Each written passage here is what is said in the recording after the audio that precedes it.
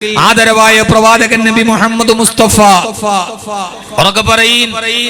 ആദരവായ പ്രവാചകൻ നബി മുഹമ്മദ് മുസ്തഫ സല്ലല്ലാഹു അലൈഹി വസല്ലമ കടന്നു വരുന്ന കാലഘട്ടം ആരായിരുന്നു? ആ കാലഘട്ടത്തിന്റെ ആളുകൾ. ആ കാലഘട്ടം രാത്രി മുഴുവനും വ്യഭിചരിക്കുകയും പകല് മുഴുവനും മദ്യപിക്കുകയും ചെയ്ത ഒരു ജനത. ആ ജനത പകല് മുഴുവനും മദ്യപാനം, രാത്രി മുഴുവനും വ്യഭിചാരം എന്നു മാത്രമല്ല, ആ വ്യഭിചാരം കഴിഞ്ഞ് രാവിലെ കഅബാലയത്തിന്റെ ഭിത്തിയിൽ ചാരി നിന്ന് കൈവിരലുകൾ ചൂട്ടിവെച്ചിട്ട് ആ കൈവിരലുകൾ കൊണ്ട് ഞാൻ ഇന്നലെ രാത്രിയിൽ ഇത്ര പെൺകുട്ടികളുടെ കിടപ്പറ പങ്കിട്ടു എന്ന് കൈവിരലുകൾ കൊണ്ട് അഭിമാനത്തോടെ എണ്ണം പറയുകയും ഏറ്റവും കൂടുതൽ പെണ്ണിനെ ഒരു രാത്രിയിൽ കൂടെ കടത്തിയവനെ ധീരനായി തെരഞ്ഞെടുക്കുകയും ചെയ്ത ഒരു കലികാല യുഗത്തിന്റെ നടുവിലാണ് ഹബീബായ റസൂലുള്ളാഹി സ്വല്ലല്ലാഹു അലൈഹി വസല്ലം കടന്നു വന്നത്. വ്യഭിചരിച്ചു എന്ന് മാത്രമല്ല, അവർ പിറ്റേ ദിവസം വ്യഭിചരിച്ചവരുടെ പേരും കുടുംബവും അടക്കം അവർ വിളിച്ചു പറഞ്ഞിരുന്നു അത്രേ. ഇന്ന് വ്യഭിചരിക്കുന്നത് ലൈവായി കൊടുക്കുന്നുവെങ്കിൽ അന്ന് ലൈവ് ഉണ്ടായിരുന്നില്ല. പിറ്റേ ദിവസം രാവിലെ അവർ വിവരിച്ചിരുന്നു എന്നത് മാത്രമാണ് വ്യത്യാസം. ഇന്ന് വ്യഭിചാരം ലൈവായി കൊടുക്കുന്നു. ആ ലൈവിലൂടെ ആളുകൾ കണ്ടുകൊണ്ടിരിക്കുന്നു. മനുഷ്യനും മൃഗവും ഭോഗിക്കുന്നത് പോലും ലൈവായി കൊടുക്കുന്ന ഒരു കാലം. ആ കാലത്തിന്റെ നടുവിൽ ഇതൊരു കലികാലമാണോ? വൃദ്ധരായ ആളുകൾ മുഴുവൻ ഖിയാമത്ത് നാൾ തുടങ്ങിയെന്ന് വരെ പറയുന്ന ഒരു അവസ്ഥയിലോട്ട് കടന്നു പോകുമ്പോ എന്റെ സഹോദര, എനിക്ക് പറയാനുള്ളത്, പാതിരാത്രിയിൽ വ്യഭിചരിച്ച പെൺകുട്ടികളുടെ കുലവും ഗോത്രവും കൈവിരലുകൾ കൊണ്ട് അക്കം പിടിച്ചിരുന്ന കഅബാലയത്തിന്റെ മത്താഫിലെ ചാരി നിന്നിരുന്ന ഒരു വീരന്മാരായ ജനത. അഹിയാനൻ നജുറു ഇലാ അഖീന ഇദാ ലം യജുറു ബിഹി ഇല്ലാ അഖാന. ഇന്നലെ രാത്രി ധാരാളം പെണ്ണുങ്ങളെ നോക്കി നിന്ന് കിട്ടിയില്ല. അവസാനം എന്റെ ആയുസിൽ വ്യഭിചരിക്കാത്ത ഒരു രാത്രി എഴുതണമല്ലോ എന്നോർത്ത് നിരാശയോടെ ഞാൻ ഉറങ്ങാൻ പോകുമ്പോഴാണ് അപ്പുറത്തുകൂടി എന്റെ പെങ്ങള് വരുന്നത് കണ്ടത്. ഇന്നലെ രാത്രി ഞാൻ എന്റെ കൂടപ്പറപ്പിനെ എന്റെ കിടപ്പറയിൽ കിടത്തിയവനാണ് എന്ന് നിർലജ്ജം വിളിച്ചു പറഞ്ഞ ഒരു കാട്ടാള ജനത. ആ കാട്ടാള ജനതയുടെ അവസ്ഥ ഏതെന്നറിയണമെങ്കിൽ, ആ കാട്ടാള ജനതയുടെ മുഴുവൻ സ്വഭാവവും ആവാഹിച്ചെടുത്ത ഒരു അസുര രൂപമുണ്ടായിരുന്നു ആ കാലഘട്ടത്തിൽ. ആ കാലഘട്ടത്തിലെ കാട്ടാള ജനതയുടെ മുഴുവൻ ദുർഗണങ്ങളും തന്റെ ജീവിതത്തിൽ അതേപടി പകർത്തിയ ഒരു മനുഷ്യനുണ്ടായിരുന്നു. ആ മനുഷ്യനാണ് ഖത്താബിന്റെ മകൻ ഉമർ. ഉമറിനെ പഠിച്ചാൽ മതി ആ കാലത്ത് പഠിക്കാൻ. ആ കാലത്തിലുള്ള മുഴുവൻ അസുര ചിന്തകളെയും അസുര ഭാവങ്ങളെയും അശ്ലീലതകളെയും അനാവശ്യങ്ങളെയും അനാചാരങ്ങളെയും തന്റെ ജീവിതത്തിൽ പകർത്തി കാണിച്ച മനുഷ്യനാണ് ഖത്താബിന്റെ മകൻ ഉമർ. ആ ഉമറിന്റെ ഹൃദയത്തിലേക്ക് മാനസാന്തരം ഉണ്ടാക്കി കൊടുത്തത് 10 മണിക്കൂർ പ്രസംഗമായിരുന്നില്ല, സിംബോസിയങ്ങളായിരുന്നില്ല. കൊല്ലാൻ കത്തിയും പിടിച്ചുകൊണ്ട് നടന്നുപോയ ഉമറിന്റെ ഹൃദയത്തിലേക്ക് അതേവരെ തിരിച്ചറിയാത്ത അക്ഷരമുള്ള അള്ളാഹുവിന്റെ ഖുർആനിന്റെ വെളിച്ചം കടന്നു വന്നപ്പോഴാണ് ഖത്താബിന്റെ മകൻ ഉമർ ലോകചരിത്രത്തിന്റെ ഏറ്റവും വലിയ വിപ്ലവമായി മാറിയത്. ഖുർആന്റെ വെളിച്ചം ഹൃദയത്തിലേക്ക് ഇറങ്ങി. ആ ഖുർആന്റെ വെളിച്ചമാണ് ലോകത്തിന്റെ അന്ധകാരത്തെ പിടിതുമാറ്റാനുള്ള ഏക പോംവഴി. അല്ലാത്തൊരു പോംവഴി ഇല്ല. കാരണം ഈ ഖുർആന്റെ വെളിച്ചം ഹൃദയത്തിലോട്ട് വന്നപ്പോഴാണ് ഒരു ജനത ഏറ്റവും വലിയ ധാർമ്മികതയുടെ വക്താക്കളായി മാറിയത്. ആ ഖുർആനിന്റെ ഹൃദയത്തിലേക്ക് ഇറക്കാൻ അള്ളാഹു നമുക്ക് തൗഫീഖ് നൽകി അനുഗ്രഹിക്കട്ടെ. അപ്പോ നിങ്ങൾ സ്വാഭാവികമായിട്ട് പറയും, ഉസ്താദേ ഞാൻ പെട്ടെന്ന് അങ്ങ് വിഷയത്തിലേക്ക് കടക്കാൻ. ഉസ്താദേ ഞങ്ങൾക്ക് ഖുർആൻ അറിയില്ലല്ലോ, അതിന് അർത്ഥം ഞങ്ങൾക്ക് അറിയില്ലല്ലോ. അർത്ഥം അറിയാതെ എങ്ങനെയാണ് അതിനെ ഗ്രഹിക്കാതെ എങ്ങനെയാണ് നാം ഹൃദയത്തിലേക്ക് ഇറക്കുക? സ്വാഭാവികമായി നമുക്കെല്ലാവർക്കും പറയാൻ കഴിയുന്ന ഒരു ന്യായമാണ്, ഖുർആൻ ഞങ്ങൾക്കറിയില്ലല്ലോ, ഖുർആന്റെ അർത്ഥം ഞങ്ങൾക്കറിയില്ലല്ലോ.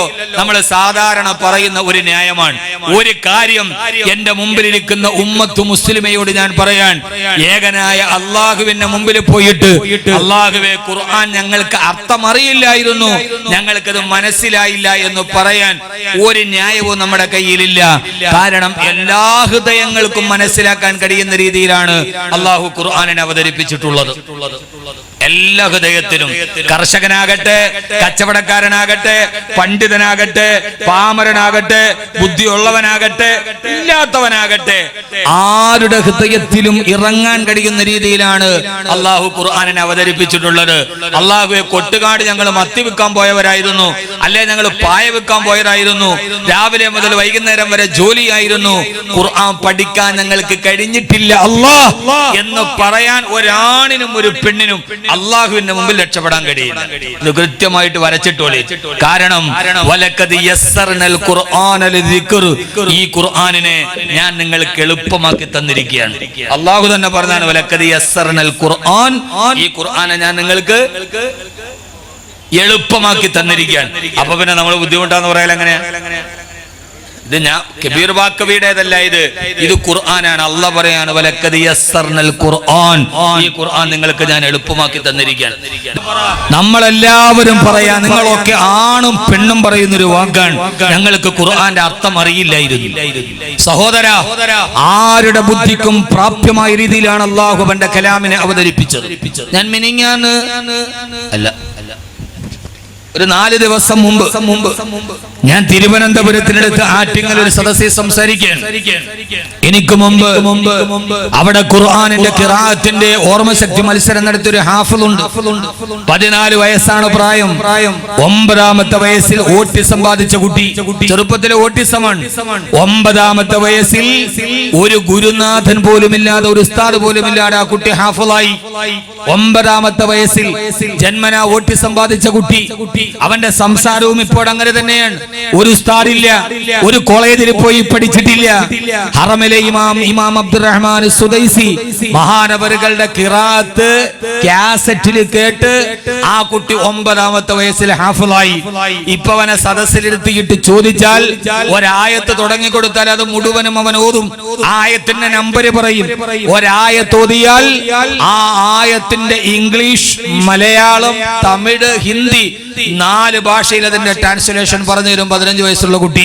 തഫ്സീർ പഠിച്ചിട്ടില്ല, ഹദീസ് പഠിച്ചിട്ടില്ല, ഒരു ദറസിന്റെ പടിവാതിൽ പോലും ചവിട്ടിയിട്ടില്ല.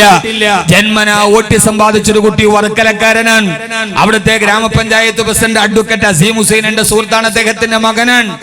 ആ കുട്ടി ആദ്യമായിട്ടൊരു മത്സരത്തിൽ പങ്കെടുപ്പിച്ചതും ഈ വിനീതൻ തന്നെയാണ്.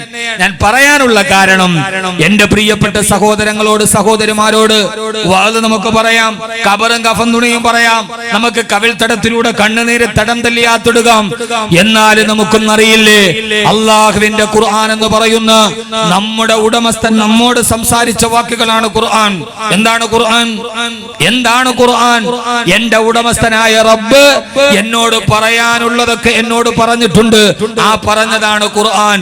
ഞാൻ ഒരൊറ്റ കാര്യം ചോദിക്കട്ടെ, മരിക്കുന്നതിന് മുമ്പ് ഒരു പ്രാവശ്യമെങ്കിലും എന്റെ അള്ളാഹു എന്നോട് പറഞ്ഞ കാര്യങ്ങൾ ഞാൻ ഒരു പ്രാവശ്യമെങ്കിലും വായിക്കണ്ടേ? വേണ്ടേ? എന്തെങ്കിലും മനസ്സാക്ഷിയോട് ചോദിക്കുകയും, മരിക്കുന്നതിന് മുമ്പ് ആ സമയത്തെങ്കിലും, ഞാൻ മരിക്കുന്നതിന് മുമ്പ് ഒരു പ്രാവശ്യമെങ്കിലും എന്റെ അള്ളാഹു എന്നോട് പറഞ്ഞത്, എന്റെ യജമാനൻ എന്നോട് സംസാരിച്ചത് ഒരു പ്രാവശ്യമെങ്കിലും വായിച്ചു തീർക്കാൻ നമുക്ക് കഴിഞ്ഞില്ലെങ്കിൽ പിന്നെ നമ്മളെന്ത് മുസ്ലിമാൻ? നമ്മളത് ജീവിച്ചിരിക്കുമ്പോ ഓതേണ്ടതല്ലേ? അല്ലേ? നമ്മൾ മരിച്ച സമയത്ത്, മരിച്ചതിന് ശേഷം മറ്റൊരാൾ നമുക്ക് വേണ്ടി ഓതേണ്ടത് മാത്രമല്ലല്ലോ, ആ ഓതുന്നതിന് പ്രതിഫലമുണ്ട്. ഇപ്പൊ ഞാൻ ഇത് പറയുമ്പോ നിങ്ങൾ വേറൊന്നും കരുതണ്ട, ഒന്നും തുറന്നു പറയാൻ പറ്റാത്ത കാലാണ്. കാരണം പകുതി കട്ട് ചെയ്ത് യൂട്യൂബില്, പിന്നെ ഫേസ്ബുക്കില് ഇത് മരിച്ചതിന് ശേഷം ഓതിയാൽ പ്രതിഫലമുണ്ട്. ഒരു മരണപ്പെട്ട ആൾക്ക് വേണ്ടി ചെയ്യാൻ കഴിയുന്ന ഏറ്റവും നല്ല കർമ്മമാണ് ഖുർആൻ ഓതൽ. പക്ഷേ അപ്പോഴും മരിച്ചു കിടക്കുന്ന നമ്മുടെ ഭാഗത്ത് വന്ന് നമ്മുടെ മക്കൾ ഓതുന്നത് എന്താ? വാപ്പാ ലിയുൻദിറ മൻ കാന ഹയ്യാ, ലിയുൻദിറ മൻ കാന ഹയ്യാ. മരിച്ചു കിടക്കുന്ന വാപ്പാടെ ചാരത്ത് വന്നിട്ട് മക്കൾ ഖുർആൻ ഓതുമ്പോ ആ മക്കൾ ഓതുന്ന വാപ്പേതെന്നറിയോ? വാപ്പാ ലിയുൻദിറ മൻ കാന ഹയ്യാ. ഇത് ജീവിച്ചിരിക്കുന്നവർക്ക് മുന്നറിയിപ്പ് നൽകാൻ അല്ലാഹു തന്നതാണ് വാപ്പാ. ആരാണ് പാരായണം ചെയ്യുന്നത്? മരിച്ചു കിടക്കുമ്പോൾ നമ്മോട് പറയുന്നത് കാരണം യാസീനിന്റെ പ്രത്യേകത ഏതാ? ഞാനിത് പറയാനുള്ള കാരണം എന്റെ പ്രിയപ്പെട്ട സഹോദരങ്ങളെ തെറ്റിദ്ധരിക്കരുത്. സഹോദരങ്ങളെ, മരണപ്പെട്ടു പോയൊരു മനുഷ്യന് മരണത്തിന് ശേഷം ഓതാൻ കദിയ ചെയ്യാൻ കഴിയുന്ന ഏറ്റവും പ്രധാനപ്പെട്ട സൂറത്താണ് സൂറത്ത് യാസീൻ. ഇല്ലകിനു മൗതാകും സൂറത്ത് യാസീൻ. നിങ്ങളിൽ നിന്ന് മരണപ്പെട്ടവർക്ക് വേണ്ടി നിങ്ങൾ യാസീൻ ഓതി ഹദിയ ചെയ്യണേ എന്ന് ഹബീബായ നബി മുഹമ്മദ് മുസ്തഫ സല്ലല്ലാഹു അലൈഹി വസല്ലമ. ഞാനൊന്ന് ചോദിക്കട്ടെ, യാസീന്റെ ഇതിവൃത്തമേതാ? മരിച്ചു കിടക്കുന്ന ആളോട് യാസീൻ ഓതി കൊടുക്കുമ്പോ ആ യാസീനോട് പറയുന്നത് ഖബറിനെ കുറിച്ചല്ലല്ലോ, അവിടെ പറയുന്നത് ഹിസാബിനെ കുറിച്ചല്ലല്ലോ, അവിടെ പറയുന്നത് മീസാനിനെ കുറിച്ച് എത്രയോ കഴിഞ്ഞിട്ടാ പറയുക. ആ മരിച്ചു കിടക്കുന്നവന്റെ മുമ്പിൽ നമ്മൾ ഓതുന്നത് ഏതെന്നറിയുമോ? വൽ ഖമറ ഖദ്ദർനാഹു മനാസില ഹത്താ അദകൽ റുജൂനിൽ ഖദീം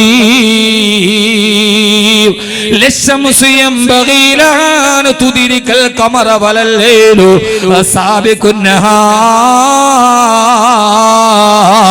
വകുല്ലു ഫീ ഫലകി യസ്ബഹൂൻ. നമ്മൾ പറയുകയാണ് വൽ ഖമറ ഖദ്ദർനാഹു മനാസില.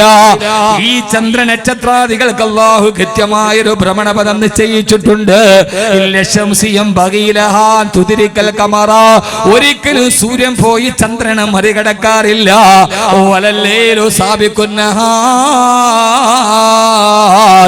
രാത്രി പകലിനെ മുൻകടന്നു പോവാറില്ല.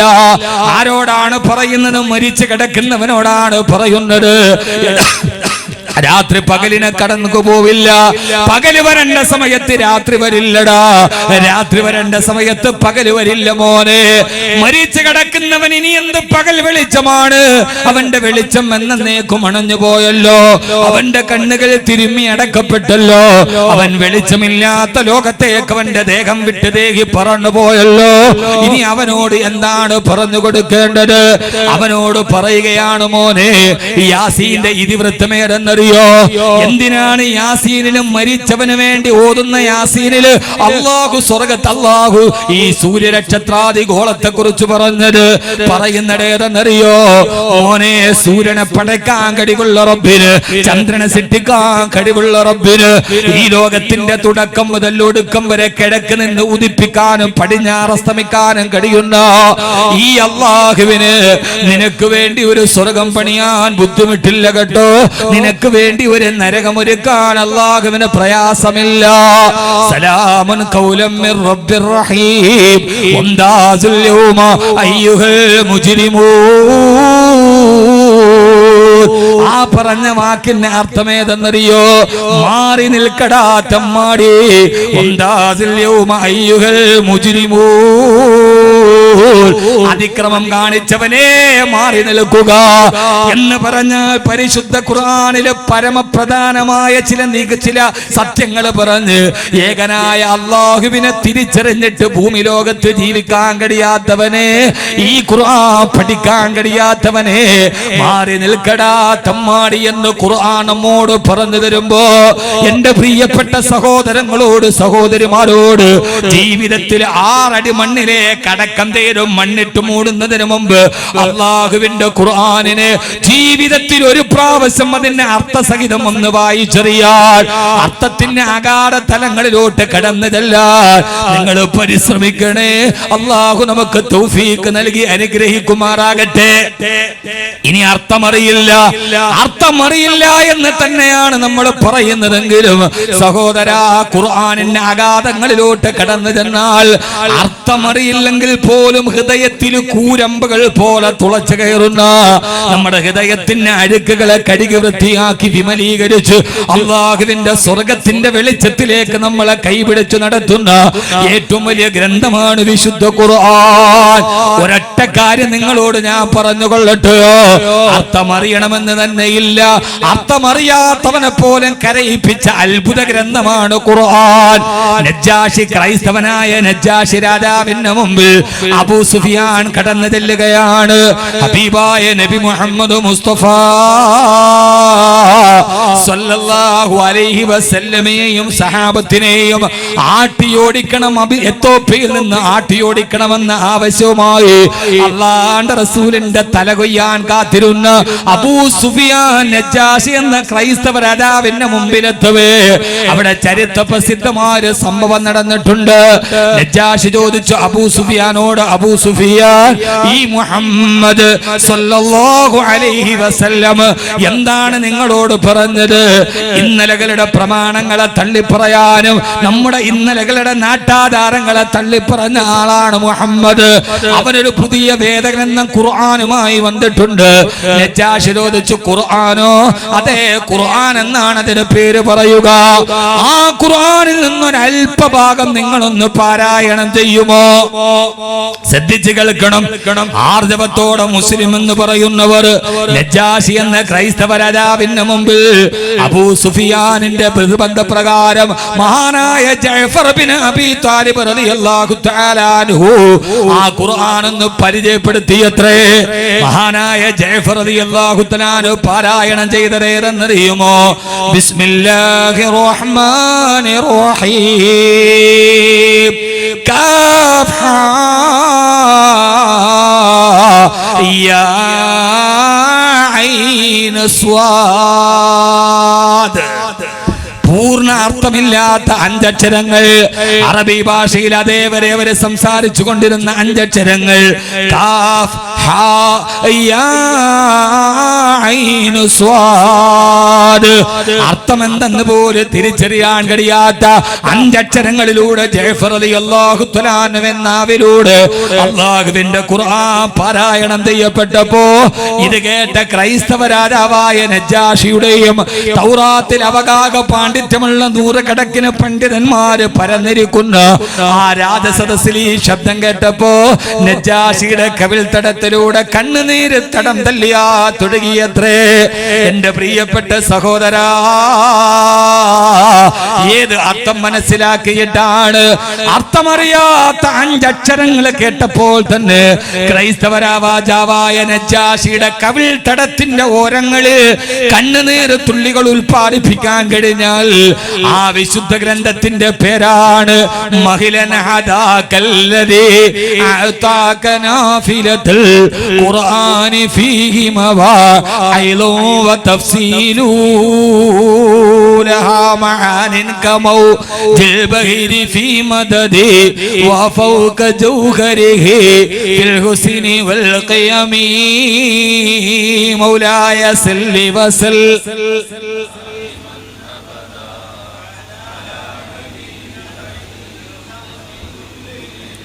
നിങ്ങളെ കൊള്ളതില്ല, നിങ്ങൾക്കൊരു ഉസാറില്ല. ولا تعد ولا تحصى عجائبها ولا تسام على الإكثار بالسام مولاي سل وسل.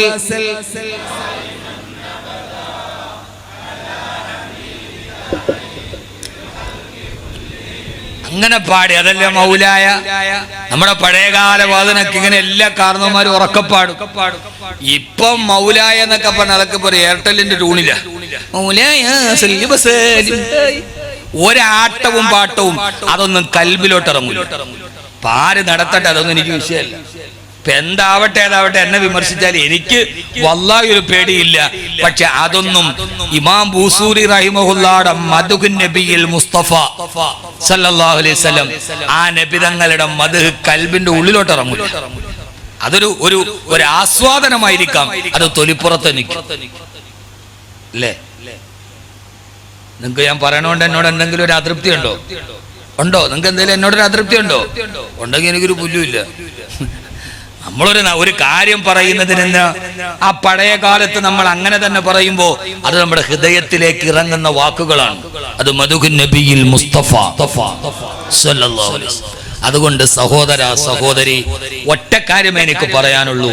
ഈ ഇരുള് മാറണമെങ്കിൽ ആ ഇരുട്ടിന്റെ ഉള്ളിൽ വെളിച്ചമുണ്ടാവും. നമ്മുടെ മക്കളുടെ ഹൃദയത്തിൽ ഇരുണ്ടുകൂടിയ ഇരുട്ട്, നമ്മുടെ ഹൃദയത്തിൽ കൂടുകൂടിയ ഇരുട്ട്, നമ്മുടെ ഭാര്യയെ കടന്നു പിടിച്ച് ഇരുട്ട്, ആ ഇരുട്ടൊക്കെ മാറണമെങ്കിൽ അതിന്റെ ഉള്ളിൽ, ഹൃദയത്തിന്റെ ഉള്ളിൽ വെളിച്ചം കൊളുത്തണം. വേണ്ടേ? ആ വെളിച്ചേരാ, ആ വെളിച്ചമാണ് കിതാബുൻ അൻസൽനാഹു ഇലൈക ലിതുഖ്രിജൻ നാസ മിനൽ ദുലുമാതി ഇലൻ നൂർ. മനുഷ്യരെ ഇരുട്ടിൽ നിന്ന് വെളിച്ചത്തിലേക്ക് നയിക്കാനാണ് ഈ ഖുർആനിനെ ഞാൻ അവതരിപ്പിച്ചത്. അതുകൊണ്ട് ഈ ഖുർആൻ നമ്മുടെ വീടിന്റെ വെളിച്ചമാകും, നമ്മുടെ മനസ്സിന്റെ വെളിച്ചം, നമ്മുടെ വീടിന്റെ വെളിച്ചം, നമ്മുടെ കുടുംബത്തിലെ വെളിച്ചം, നമ്മുടെ കടയിലെ വെളിച്ചം, അത് ഈ ഖുർആന്റെ വെളിച്ചമാകണം. അല്ലാഹു തൗഫീഖ് നൽകട്ടെ. ഒന്ന് ആമീൻ പറ മനുഷ്യന്മാരെ. നമ്മളൊരു ആമീൻ പറയാൻ തന്നെ നമുക്ക് വലിയ പാടാണ്. അള്ളാഹു നമ്മളെ അങ്ങനെ ആക്കി തരട്ടെ. ആ വെളിച്ചത്തിലൂടെ അല്ലാതെ വെളിച്ചം കിട്ടില്ല. ഉമറിന്റെ ഹൃദയം മുഴുവനും ഇരുട്ടായിരുന്നു, അല്ലേ? ഉമർ റളിയല്ലാഹു തആല അൻഹുവിനെ കുറിച്ച് പ്രസംഗിച്ച് ഞാൻ നന്നായിട്ട് പ്രസംഗിച്ചിട്ടുണ്ട്. കേട്ടിട്ടില്ല നിങ്ങള്? ഇല്ലേ? ഞാൻ കഴിഞ്ഞ ആഴ്ച എയർപോർട്ടിലേക്ക് യാത്ര ചെയ്ത ഒരു പാലക്കാടുകാരൻ എന്നെ വിളിച്ചോണ്ട്, ഉസ്താദെ ലോറി ഡ്രൈവറാണ്, നാഷണൽ പെർമിറ്റ് ലോറി ഓടിക്കല ജോലി, അതുകൊണ്ട് തന്നെ കയ്യിലില്ലാത്ത ഗുരുത്തക്കേടൊന്നും ഉണ്ടായിരുന്നില്ല. ഒരിക്കലും ലോറി വന്നപ്പോ എന്റെ കൂടെ ഇന്ന് ക്ലീനർ ഉസ്താദിന്റെ ഒരു പ്രസംഗം വെച്ചു, ഉമർ റളിയല്ലാഹു തആല അൻഹുവിന്റെ പ്രസംഗം. അത് കേട്ട് നന്നായതാ. പിന്നെ ഇപ്പൊ ഉസ്താദെ ദുശീലങ്ങളൊക്കെ ഉപേക്ഷിച്ചു, 5 വക്ത് നിസ്കാരമൊക്കെ ഉണ്ട്, ഉസ്താദ് ഒന്ന് ദുആ ചെയ്യണേ. ഒരു നാഷണൽ പെർമിറ്റ് ലോറിക്കാരൻ.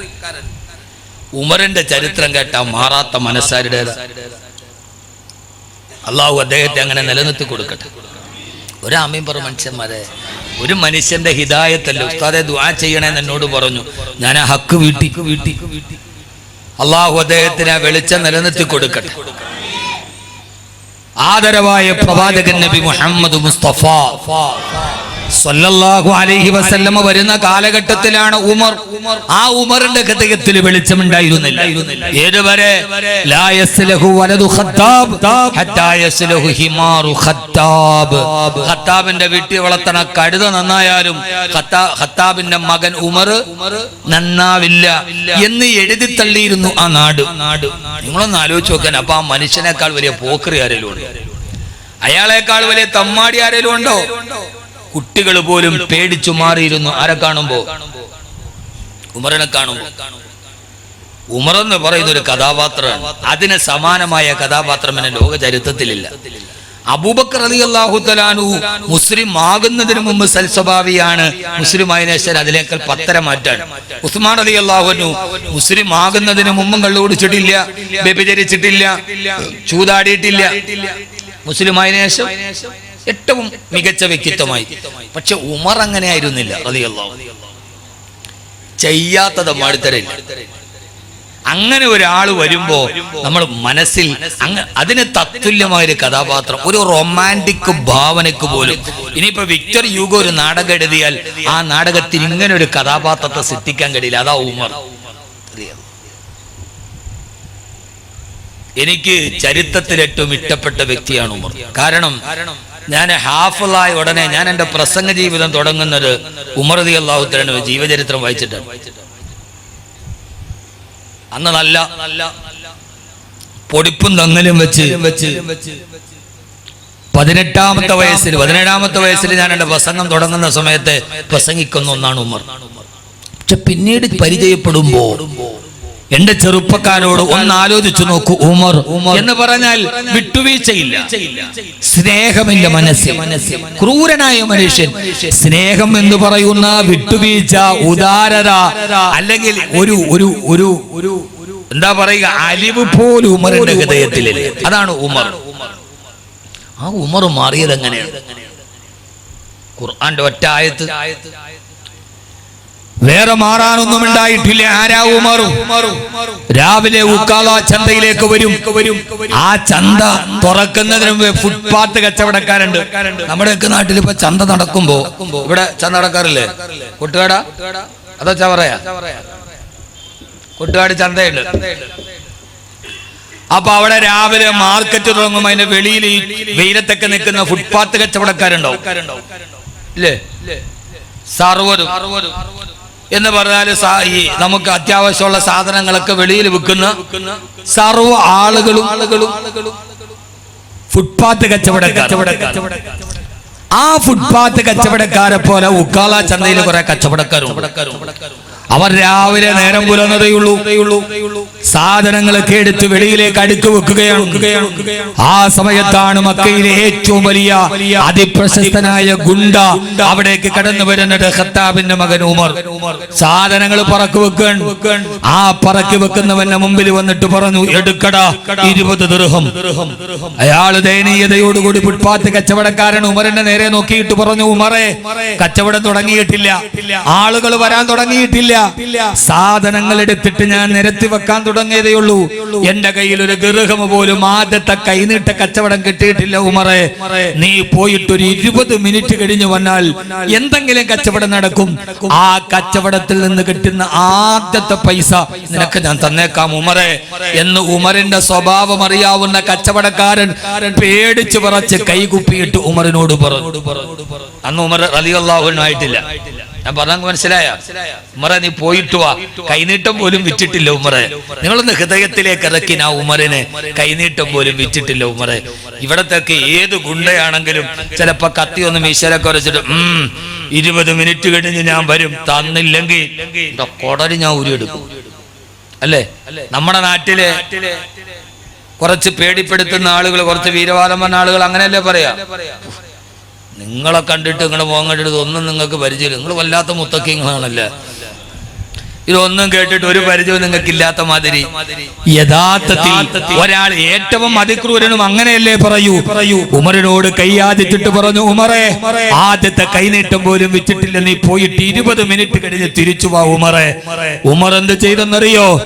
അരയിൽ കിടക്കുന്ന മൂർച്ചയുള്ള വാള് വലിച്ചൂരി ആ കച്ചവടക്കാരന്റെ കരുത്തിലെ കാഞ്ഞുവെട്ടി. അയാളുടെ ശിരസറ്റ കബന്നം മറുഭാഗത്തേക്ക് മലന്നു വീണപ്പോ ആ മലന്നു വീണ മനുഷ്യന്റെ കയ്യിലേക്ക് വലത്തെ കാലുകൊണ്ട് ചവിട്ടി ഇടത്തെ കൈയിലിരിക്കുന്ന കത്തി കൊണ്ടവന്റെ കൈപ്പത്തിയിൽ കുത്തി ആ കൈ മുകളിലോട്ട് വലിച്ചെടുത്ത കയ്യെ കത്തിയിൽ കുത്തിയിട്ട് വാളിന്റെ തലപ്പത്ത് കുത്തിയിട്ട് പൊക്കിയെടുത്ത ആ കയ്യിൽ ഇടത്തെ കൈ കൊണ്ട് പിടിച്ച് ആ മനുഷ്യന്റെ ശിരസറ്റ കബന്ധം ചോരയിൽ കുളിച്ചു കിടക്കുന്ന കച്ചവടക്കാരന്റെ വലത്തെ കയ്യിലെ തള്ളവരൽ തന്റെ വാളുകൊണ്ട് വെട്ടിയെടുത്ത് ആ വെട്ടിയെടുത്ത തള്ളവരൽ തന്റെ കഴുത്തിൽ കിടക്കുന്ന മാലയിൽ ഒരു മുള്ളുകൊണ്ട് കോർത്ത് കഴുത്തിൽ മാലയിൽ കെട്ടിത്തൂക്കിയിട്ടു. ആ നിരപരാധിയായ മനുഷ്യന്റെ കൈവിരലിലൂടെ ഒലിച്ചിറങ്ങുന്ന ചുടുരക്തം ഉമറിന്റെ നെഞ്ചകത്തിലൂടെ ഒലിച്ചിറങ്ങുമ്പോ ഭയചകിതരായിരുന്ന ആ കമ്പോളത്തിലെ അടുത്ത കച്ചവടക്കാരന്റെ മുമ്പിൽ പോയിട്ട് പറഞ്ഞു, ഉമറിന്റെ വാളിന്റെ തലപ്പിലൂടെ ആ മനുഷ്യന്റെ രക്തം ഇറ്റിട്ട് വീഴുന്നുണ്ട്, എടുക്കടാ 20 ദിർഹം. ആ മനുഷ്യൻ പേടിച്ചരണ്ട് തന്നെ മടിശീലയിൽ നിന്ന് ദിർഹം എടുത്ത് ഉമറിന്റെ കയ്യിലോട്ട് കൊടുത്തപ്പോ അവിടെ നിൽക്കുന്ന മുഴുവൻ കച്ചവടക്കാരുടെ നേരെ നോക്കിയിട്ട് വാളു ചുരുട്ടിയ ഉമർ, ഈ ഉമറിന് ഇപ്പോൾ 20 ദിർഹം തന്നില്ലെങ്കിൽ എന്റെ മാലയുടെ മുള്ളിൽ കോർത്ത് കിടക്കുന്നത് അടുത്തത് നിന്റെ തള്ളവരലാകുമെന്ന് പറയാതെ പറഞ്ഞ ഖത്താബിന്റെ മകൻ ഉമർ, മനസ്സിലെ അറിവില്ലാത്ത ഉമർ, വിട്ടുവീഴ്ചയില്ലാത്ത സ്നേഹം കരുണ എന്തെന്ന് വികാരം അറിഞ്ഞില്ലാത്ത ഖത്താബിന്റെ മകൻ ഉമർ, ഈ ഉമറാണ് ഊരിപ്പിടിച്ച വാളുമായിട്ട് അല്ലാഹുവിന്റെ റസൂലിന്റെ കരുത്ത് വെട്ടാൻ പോകവേ ആ പോകുന്ന വഴിയിലാണ് സഹോദരി ഫാത്തിമയുടെ വായിൽ നിന്നൊരു വാക്ക് കേൾക്കുന്നത്. ബിസ്മില്ലാഹിർ റഹ്മാനിർ റഹീം. ത്വാഹ ത്വാഹ. അതേവരെ അറബി ഭാഷയിൽ താൻ സംസാരിച്ചു കൊണ്ടിരുന്ന 2 അക്ഷരങ്ങൾ കൂട്ടിച്ചേർത്തിട്ട് സഹോദരി ഫാത്തിമയുടെ നാവിലൂടെ ഒരു ശബ്ദം വരുമ്പോ ഉമർ ചിന്തിച്ചു, പത്ര ഇത് എന്തോ ഒരു സുന്ദരമാണ് ഇത് കേൾക്കാൻ. കാട്ടാളന്റെ കാലിൽ ചങ്ങല കെട്ടിട്ടതുപോലെ പിടിച്ചു നൽകിയപ്പോ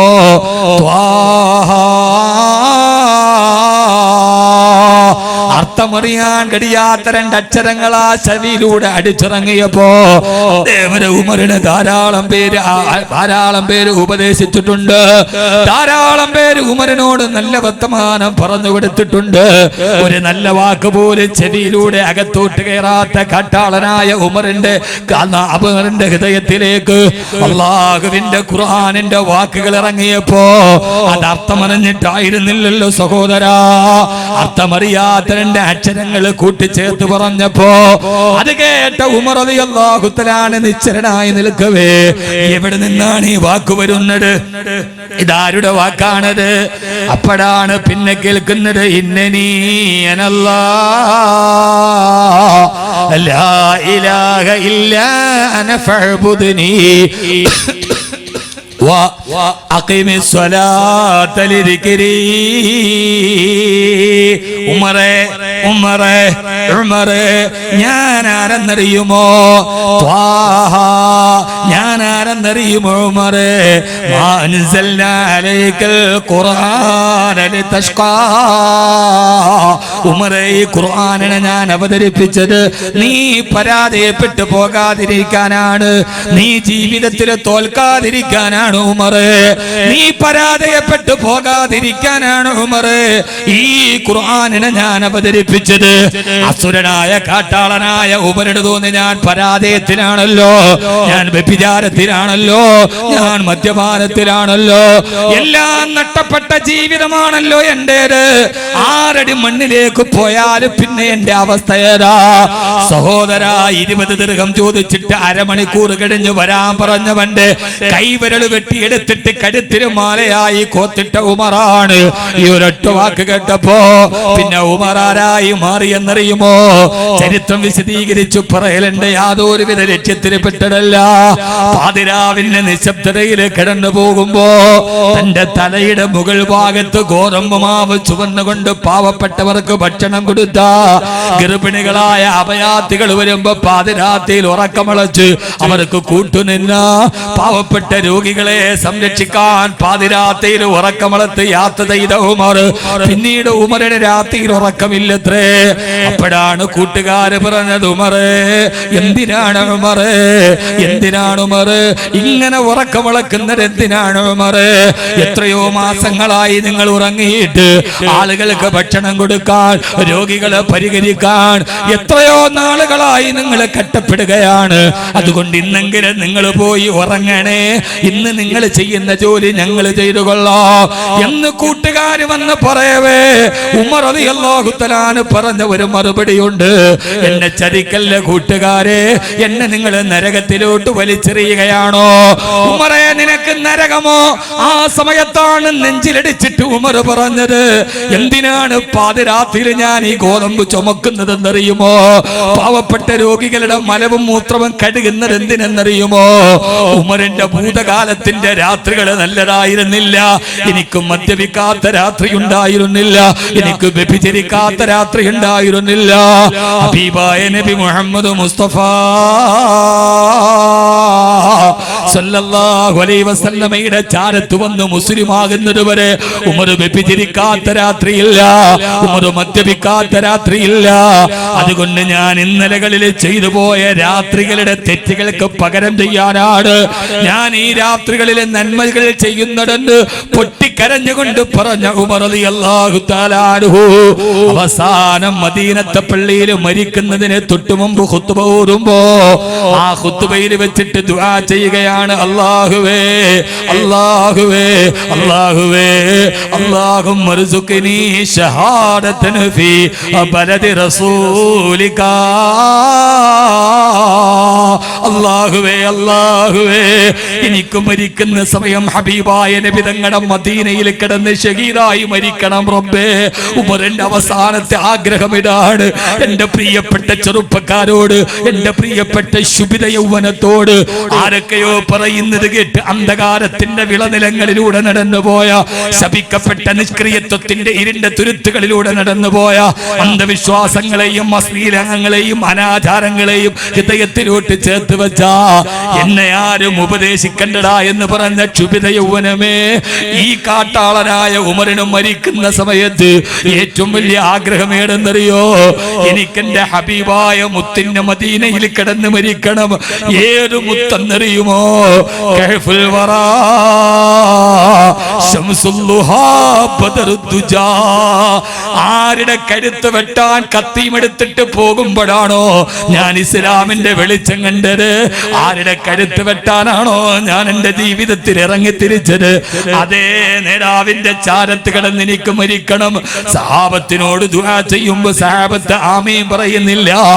ബഹുമാനപ്പെട്ട ഉമർ റളിയല്ലാഹു തആല മിമ്പറിൽ നിന്ന് വിളിച്ചു പറഞ്ഞു അത്രേ, സഹാബാ അമ്മിനൂ റഹ്മക്കുമുല്ലാഹ്, നിങ്ങളൊന്ന് ആമീൻ പറയണേ. ഇത് ഉമറിന്റെ അവസാനത്തെ ആഗ്രഹമല്ലേ? നിങ്ങളൊന്ന് ആമീൻ പറയാത്തതെന്താ? ഉമറെ, എങ്ങനെയാണ് ആമീൻ പറയുന്നത്?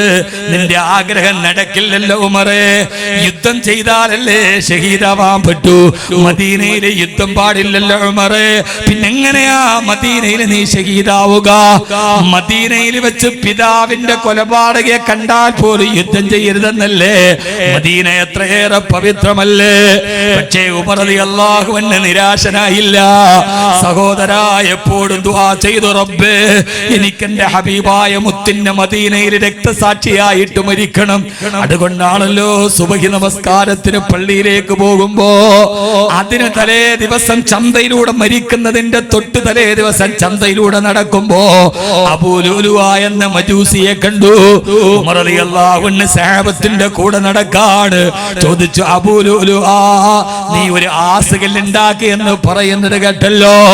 അബൂ ലുലുഅ പറഞ്ഞു അത്രേ, ഞാനൊരു ആസുകല്ല് ഉണ്ടാക്കിയിട്ടുണ്ട്. അതിന്റെ പ്രസിദ്ധി നാളെ ലോകം മുഴുവനും വ്യാപിക്കും ഉമറേ. ഭീഷണിയുടെ സ്വരത്തിൽ പറഞ്ഞപ്പോ ഉമർ റളിയല്ലാഹു അൻഹു സഹാബത്തിനോട് പറഞ്ഞു, സഹാബാ,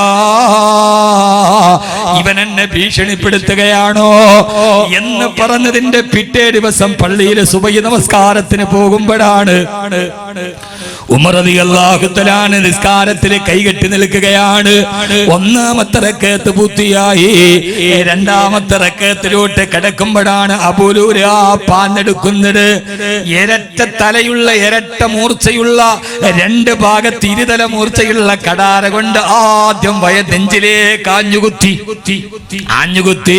ഉമർ റളിയല്ലാഹു തആലവിന്റെ പൊക്കളിന്റെ മുകൾ ഭാഗത്തേക്ക് ആഞ്ഞുകുത്തി.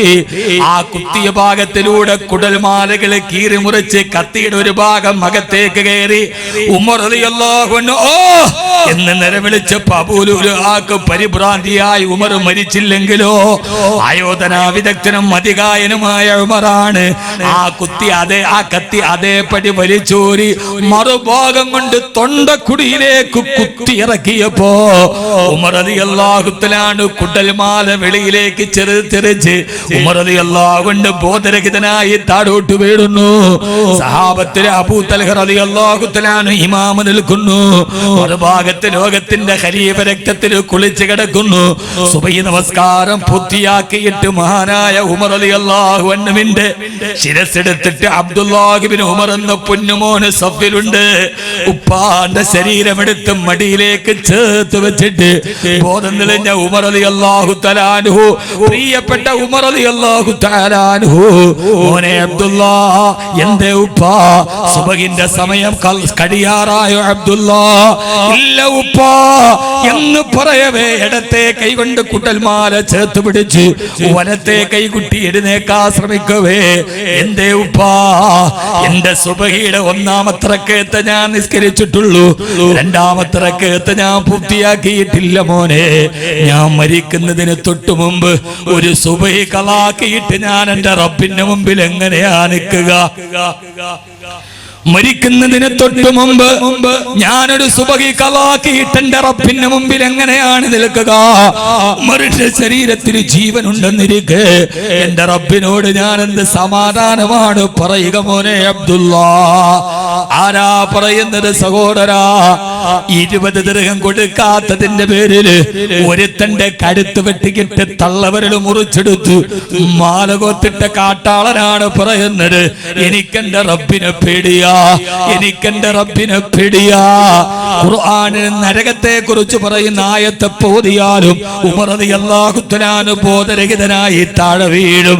സഹോദരാ, ലോക ചരിത്രത്തിന്റെ കാട്ടാള ചരിത്രത്തിൽ നിന്ന് ലോക ചരിത്രത്തെ വ്യക്തിത്വത്തിന്റെ ധവളപ്രകാശം കൊണ്ട് ലോക ചരിത്രത്തെ വിസ്മയിപ്പിച്ച ഉമർ റളിയല്ലാഹു അൻഹുവിന്റെ ഹൃദയത്തിന് മാറ്റം കൊടുത്ത ശക്തി ഏതാ?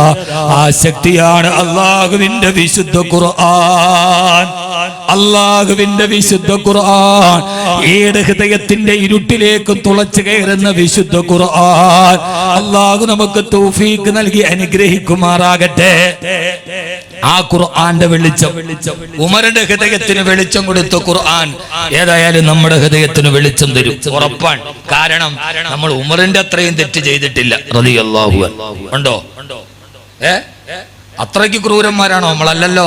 അപ്പൊ ഏതായാലും ഈ ഖുർആന്റെ അടുക്കലേക്ക് നമ്മൾ സഞ്ചരിച്ചാൽ ഇൻഷാ അല്ലാഹ് ഈ ഖുർആൻ നമ്മുടെ ഹൃദയത്തിന് വെളിച്ചം തരും, ഉറപ്പാണ്.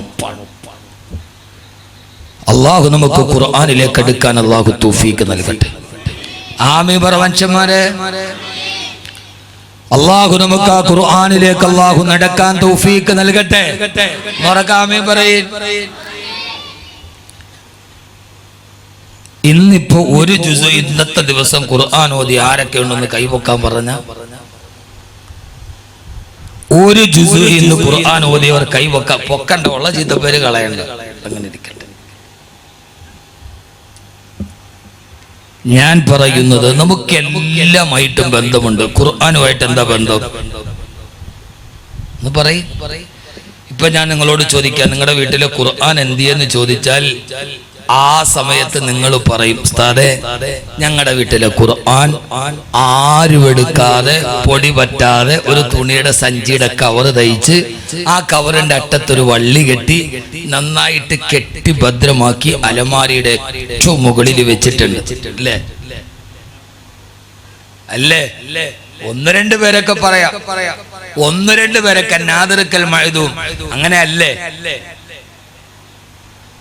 എന്താ നിങ്ങൾ അവനാനെ കുറിച്ച് ചോദിച്ചോ ഉണ്ടായിരിക്കണേ? യഥാർത്ഥത്തിൽ അങ്ങനെയല്ലേ നമ്മുടെ വീട്ടിലെ ഖുർആന്റെ അവസ്ഥ? ഖുർആൻ തൊടാതിരിക്കാനുള്ളത്, ഈ ഖുർആൻ ഓതാനുള്ളത്. എന്തെങ്കിലും അങ്ങ് പറഞ്ഞു പോണത് കൊണ്ടല്ലോ വകല് കഴിയുമ്പോൾ ആർക്കെങ്കിലും ഈ ഖുർആൻ ഒന്ന് പഠിക്കണമെന്ന് തോന്നുന്നു. അല്ലാഹു തൗഫീഖ് നൽകട്ടെ. ഒന്ന് ആമീൻ പറയ്. ചെറുപ്പക്കാരെ, നിങ്ങൾ ഹൃദയത്തിലേക്ക് ഖുർആനെ ഒന്ന് കയറ്റി നോക്കി. പിന്നെ നിങ്ങൾ അവിടെ നിന്ന് പോവില്ല, നിങ്ങളതിന്റെ ചാടത്തുനിന്ന് പോവില്ല. ഖുർആൻ അങ്ങനെയാണ്. അതൊരു ഹൃദയത്തിന്റെ മധുരമാണ്, അത് ഹൃദയത്തിന്റെ ഗാനമാണ്. ഇളയരാധയുടെ മകന് പോലും ഏറ്റവും വലിയ സംഗീതമായി തോന്നിയത് ഖുർആനാണ്. നമുക്കിപ്പോഴും വേറെന്തൊക്കെയുണ്ട്.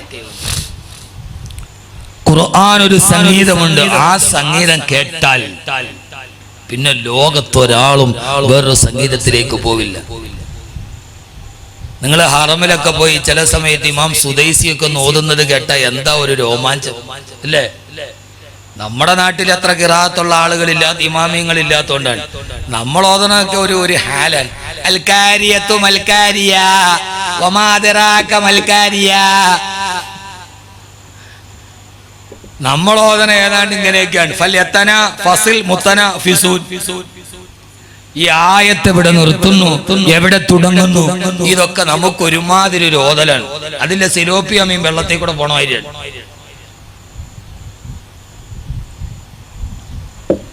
പക്ഷേ ഞാനൊരിക്കൽ ഉംറയ്ക്ക് പോകുമ്പോ എന്റെ അടുത്തൊരു മൊറോക്കോക്കാരൻ, ഒരു ചെറുപ്പക്കാരനാണ്. മൊറോക്കോക്കാരൻ എന്ന് പറഞ്ഞാൽ അവന്റെ മുഖത്ത് നോക്കി നിൽക്കും. അമ്മാതിരില്ല ചുമന്നിട്ടൊരു തക്കാളി മാതിരി ഒരു സാധനം. നല്ല ചെറുപ്പക്കാരൻ. അപ്പോ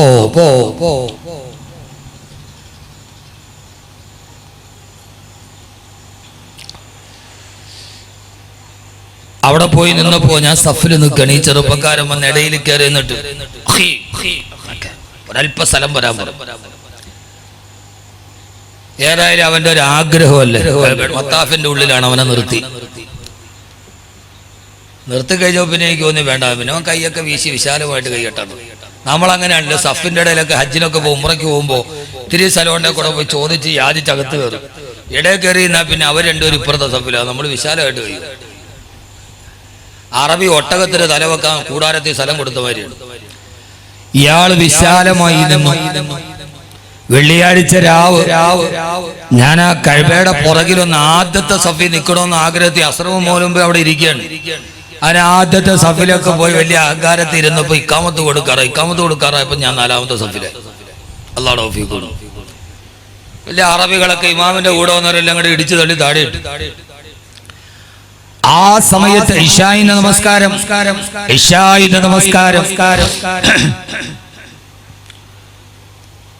ഇമാം അബ്ദുറഹ്മാൻ ബിൻ സുദൈസ് ലോകത്തിലെ ഏറ്റവും സുന്ദരമായി ഖുർആൻ പാരായണം ചെയ്യുന്ന ആൾ. ഇപ്പൊ തുടങ്ങും. അയാൾ മുജാഹിദാണോ വഹാബിയാണോ? ഇപ്പൊ തുടങ്ങും. അയാൾ അങ്ങനെയല്ലേ ഉസ്താദെ, അയാൾ അവരങ്ങനെയല്ലേ. ഈ വിധ തർക്കമൊന്നും നമുക്ക് വേണ്ട. നമ്മളിപ്പോ കാര്യങ്ങൾ മനസ്സിലാക്കണം. അള്ളാഹു തൗഫീക്ക് നൽകണം.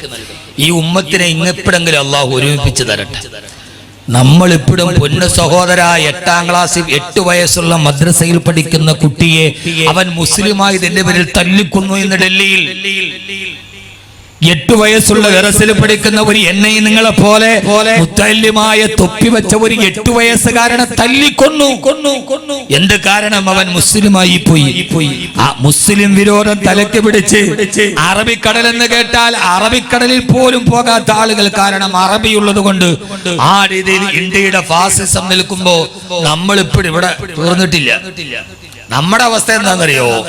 വലിയൊരു പുരാതനമായ പള്ളിക്ക് തീ പിടിച്ചു. അമൂല്യമായ ഗ്രന്ഥങ്ങളൊക്കെ കത്തി നശിച്ചു. പള്ളിയിൽ തീ പടർന്നു പിടിച്ചു. ആരോ ഡെയിലി ചെയ്തതനുസരിച്ച് 100 ഡെയിലി ചെയ്തപ്പോ ഫയർഫോഴ്സ് വന്നിട്ട് അമൂല്യമായ ഗ്രന്ഥങ്ങളൊക്കെ കത്തിപ്പോകുന്നതിന് മുമ്പ് തീ അണയ്ക്കാൻ ഫയർഫോഴ്സ് വന്ന് വെള്ളം പമ്പ് ചെയ്യാൻ പോയപ്പോ പള്ളിയിലെ മുക്രിക്കാക്ക വന്നിട്ട് വെള്ളം പമ്പ് ചെയ്യുന്ന ഫയർഫോഴ്സ് ഉദ്യോഗസ്ഥരോട് പറഞ്ഞു, നിർത്തു. എന്ത്? ഈ വെള്ളം താഹിറാണോ മുത്തഹറാണോ ഒയർ മുത്തഹറാണോ? ഇത് മസ്തല പറഞ്ഞിട്ട് നിങ്ങൾ വെള്ളം ചീറ്റിയാണ്. പൊന്നുമോനെ, തല കൊയ്യുകയാണ് ഇവിടെ. തലക്ക് വേണ്ടി തക്കം പാത്തിരിക്കുകയാണ് ഇവിടെ. ആവശ്യമായ കാര്യത്തിൽ പ്രതിപക്ഷ ബഹുമാനത്തോടെ സംവദിക്കുകയും അത്യാവശ്യമായ കാര്യങ്ങളിൽ ഒന്നിച്ചു ചേർന്നിരിക്കാനുള്ള മനസ്സും നഷ്ടപ്പെട്ടാൽ പിന്നെ നമ്മുടെ പൈതൃകം തേറി ഭൂമി കുഴിക്കേണ്ടി വരും. ഇനി ഇവിടെ മുസ്ലിം സമൂഹം ജീവിച്ചിരിപ്പുണ്ട് എന്നറിയാം. അള്ളാഹു ചിന്തിക്കാനുള്ള ബോധം നൽകട്ടെ. കുഞ്ഞൻ നമ്പ്യാര് പറഞ്ഞതുപോലെ ചക്ഷുശ്രവണ ഗളസ്തമാം ദർദുരം ഭക്ഷണത്തിന് അപേക്ഷിക്കുന്നത് പോലെ പാമ്പിന്റെ വായിൽ പെട്ടുപോയ തവള എങ്ങനെയും രക്ഷപ്പെടാൻ ശ്രമിക്കുന്നതിന് പുറം ഒരു തവള പാമ്പിന്റെ വായി പോയി. കേട്ടിട്ടില്ലേ? ഈ കവിതകൾ കേട്ടിട്ടില്ലേ? ചക്ഷുശ്രവണ ഗളസ്തമാം ദർദുരം ഭക്ഷണത്തിന് അപേക്ഷിക്കുന്നത് പോലെ പാമ്പിന്റെ അണ്ണാക്കിൽ പോയി കുടുങ്ങിപ്പോയ തവള എങ്ങനെയും പാമ്പൊന്ന് വെളിച്ചാടാൻ പറ്റും ചിന്തിക്കുന്നതിന് പകരം അതിന്റെ അകത്തിരുന്നിട്ട് എനിക്ക് വിശക്കുന്നു ഭക്ഷണം താന്ന് പറയുന്ന പോലെയാണ്. പാമ്പിന്റെ വായി കിടക്കണ തവള എനിക്ക് വിശക്കുന്നു ഭക്ഷണം താന്ന് ചോദിക്കുന്ന പോലെയാണ് നമ്മുടെ അവസ്ഥ. അത് ചാവാൻ പോവാണ്. പണ്ടാരോ പറഞ്ഞ പോലെ പോസ്റ്റ്മോർട്ടം ചെയ്യുന്ന ഓർത്തിട്ടാണ് ഞാൻ ആത്മഹത്യ ചെയ്യാത്തതെന്ന് പറഞ്ഞ കാര്യം. ചിന്തിക്കാൻ അള്ളാഹു ബോധം തരട്ടെ. ഇത് ചിലപ്പോൾ കേട്ട എല്ലാവർക്കും അത്ര സുഖിക്കണമെന്നില്ല. അതത്ര സുഖിച്ചില്ലെങ്കിൽ എനിക്കൊട്ടും ബുദ്ധിമുട്ടുമില്ല. എന്നെ സംബന്ധിച്ചിടത്തോളം ഒരു യാത്രികൻ എന്ന രീതിയിൽ, ഒരു പ്രബോധകൻ എന്ന രീതിയിൽ സമൂഹത്തോട് പറയേണ്ട ചില സത്യങ്ങളുണ്ട്. ആ സത്യം സുകുമാർ അഴീക്കോട് പറഞ്ഞതുപോലെ അപ്രിയ സത്യമാകാം. സത്യമാണ്, പക്ഷെ കേൾക്കുന്നത് അത്ര പ്രിയമാവുകയില്ല. അള്ളാഹു നമുക്ക് ബോധം നൽകി അനുഗ്രഹിക്കുമാറാകട്ടെ. ആദരവായ പ്രവാചകൻ നബി മുഹമ്മദ് മുസ്തഫ, ഉറക്കെ ആദരവായ പ്രവാചകൻ നബി മുഹമ്മദ് മുസ്തഫ സല്ലല്ലാഹു അലൈഹി വസല്ലമയുടെ വിശുദ്ധമായ മക്ക ഇശായിന്റെ സമയമായി ഇമാം സുദൈസാണ് കടന്നു വന്നത്. പ്രതീക്ഷ പോലെ ഹറമിന്റെ മുമ്പിൽ തിരിഞ്ഞു നിൽക്കുന്ന 10,000-കണക്കിന് ആളുകളുടെ മുമ്പിലൂടെ അദ്ദേഹത്തിന്റെ ശ്രവണമധുരമായ ഖുർആനിന്റെ നാദശീല പെയ്തിറങ്ങി. രണ്ടാമത്തെ റക്അത്തിൽ അദ്ദേഹം ഓടുന്നത് സൂറത്തുൽ ഇസ്രാ. ഓതി ഓതി ഓതി ഓതി മഹ്ശറയുടെ വിചാരണയെ കുറിച്ച് പറയുന്ന ഭാഗമായി ആ മഹ്ശറയിൽ കോടാനുകോടി ജനങ്ങൾ ഒരുമിച്ച് കൂടി അവന്റെ കിതാബ്, കർമ്മങ്ങൾ എഴുതപ്പെട്ട കിതാബ് അവന്റെ വലത് കൈയിലോട്ട് കൊടുക്കപ്പെടുന്ന സമയം അല്ലാഹു പറയുമത്രേ, ഇഖ്റ കിതാബക കഫാ ബിനഫ്സിക യൗമ അലൈക ഹസീബാ. അല്ലാഹു പറയുമത്രേ, ആ സമയത്ത് ഇഖ്റ കിതാബക, വായിക്കടാ നിന്റെ കിതാബ്. നീ ചെയ്തതെല്ലാം ഞാൻ എഴുതി വെച്ചിരിക്കുന്ന നിന്റെ കിതാബ് വായിക്കടാ.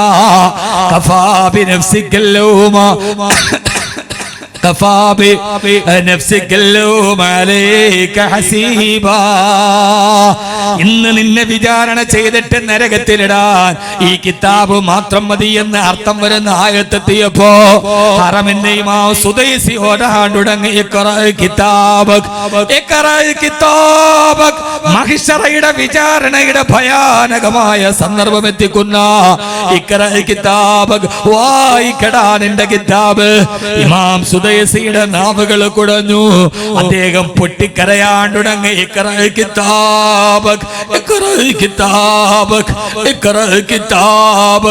വായിക്കടാ നിന്റെ കിതാബ് എന്നർത്ഥം വരുന്ന ആയത്തെത്തിയപ്പോ ഹറമിന്റെ ഇമാമിന്റെ തൊണ്ട കുടഞ്ഞു പത്രേ. അദ്ദേഹത്തിന്റെ കണ്ണുകൾ നിറഞ്ഞു. പിന്നീട് ശബ്ദമില്ല. ആ മനുഷ്യന്റെ ഖുർആൻ പാരായണം നിന്നുപോയി.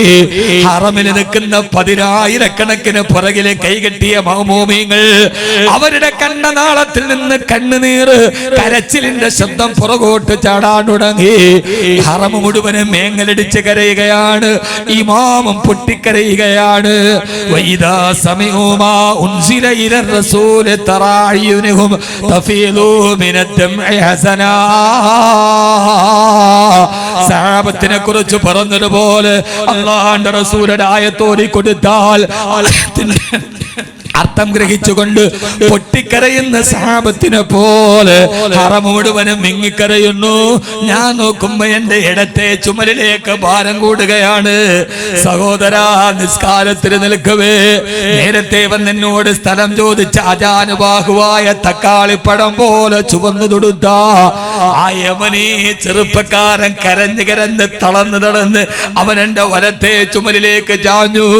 വല്ല വിധേന നിസ്കാരം പൂർത്തിയാക്കി സലാം വീട്ടുമ്പോ ആ മനുഷ്യന്റെ കണ്ണിലൂടെ, ആ ചെറുപ്പക്കാരന്റെ കണ്ണിലൂടെ കണ്ണുനീരൊലിച്ച് അവനിട്ടിരിക്കുന്ന വെള്ള കമീസ് മുഴുവന് കണ്ണുനീരിൽ പടന്നു കിടക്കുകയാണ്. എന്റെ പ്രിയപ്പെട്ട സഹോദരാ, സഹോദരി, എത്രയോ പ്രാവശ്യം ഖുർആൻ ഓതുന്നത് നമ്മൾ കേട്ടിട്ടുണ്ട്. അതിന്റെ ആയത്തുകൾ നമ്മൾ പാരായണം ചെയ്തിട്ടുണ്ട്. എന്നെ ശബ്ദം കേൾക്കാനെത്തിയ കുട്ടുകാടിലെ എന്റെ പ്രിയപ്പെട്ട പെങ്ങളോട് ഇന്നേ വരെ അല്ലാഹുവിന്റെ റസൂലിനെ അവതരിപ്പിച്ചു കൊടുത്ത ഖുർആനിന്റെ ആയത്തുകൾ കേട്ടിട്ട് നമ്മുടെ കണ്ണിലൊരു കണ്ണുനീര് തുള്ളിയെങ്കിലും ഒരു തണുപ്പിന്റെ സജലങ്ങളായി വന്നിട്ടുണ്ടോ? പെങ്ങളെ, ഇതേവരെ ഖുർആൻ ഓതിയിട്ട് കരഞ്ഞവരത്ര, ഖുർആൻ ഓതിയിട്ട് കരഞ്ഞ ചെറുപ്പക്കാരത്രയാ. ഇന്ന ജഹന്നമ കാനതു മിർസാദാ ലിത്വാഗീന മആബാ ലാബിദീന ഫീഹാ ഹഖാബാ ലാ യദൂഖൂന ഫീഹാ ബർദന വലാ ശറാബാ. ഹബീബായ നബി സല്ലല്ലാഹു അലൈഹി വസല്ലം മദീനത്തെ പള്ളിയിൽ ഇരുന്നിട്ട് സൂറത്തുൻ നബയിൽ നരകത്തെ കുറിച്ച് പറയുന്ന ആയത്ത് ഓതുകയാണ്.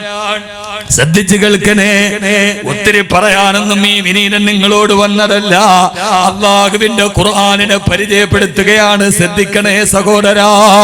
ഇന്ന ജഹന്നമ കാനതു മിർസാദാ ലിത്വാഗീന മആബാ. നബി തങ്ങൾ ഓതുകയാണ്, ജഹന്നമെന്ന കത്തിക്കാളുന്ന നരകത്തെ ഓർമ്മയുണ്ടോ? ലിത്വാഗീന മആബാ. അത് അഹങ്കാരികളുടെ മടക്ക സ്ഥാനമാണ്. എന്നിട്ട് പറയുകയാണ്, ജഹന്നമെന്ന കത്തിക്കാളുന്ന നരകത്തിലോട്ട് തെമ്മാടികളെ, അഹങ്കാരികളെ വലിച്ചെറിയപ്പെടുമ്പോ അവരെ ശരീരത്തിലേക്ക് നരകത്തിന്റെ തീ പടർന്നു കയറി അവരുടെ ശരീരം മുഴുവനെ കത്തിക്കരിഞ്ഞ് ചാമ്പലാകുമ്പോ അവർക്ക് ദാഹാർത്തരായിട്ട് നിലവിളിക്കവേ ആ സമയത്ത് നരകത്തിന്റെ മറുഭാഗത്തൊരു വെള്ളത്തിന്റെ പുഴ കാണുകയാ. അവരാ പുഴയിലേക്ക് വെള്ളം കുടിക്കാൻ നരകത്തിന്റെ തീയിൽ നിന്ന് എഴുന്നേറ്റോടുകയാണ്. അവിടെ ചെന്ന് നോക്കുമ്പോ ആ കാണുന്ന ജലമേടെന്നറിയോ? അത് ദാഹം മാറ്റാനുള്ള തണുപ്പുള്ള വെള്ളമല്ല, പിന്നെയോ ഇല്ല ഹമീമം വഗസാകാ.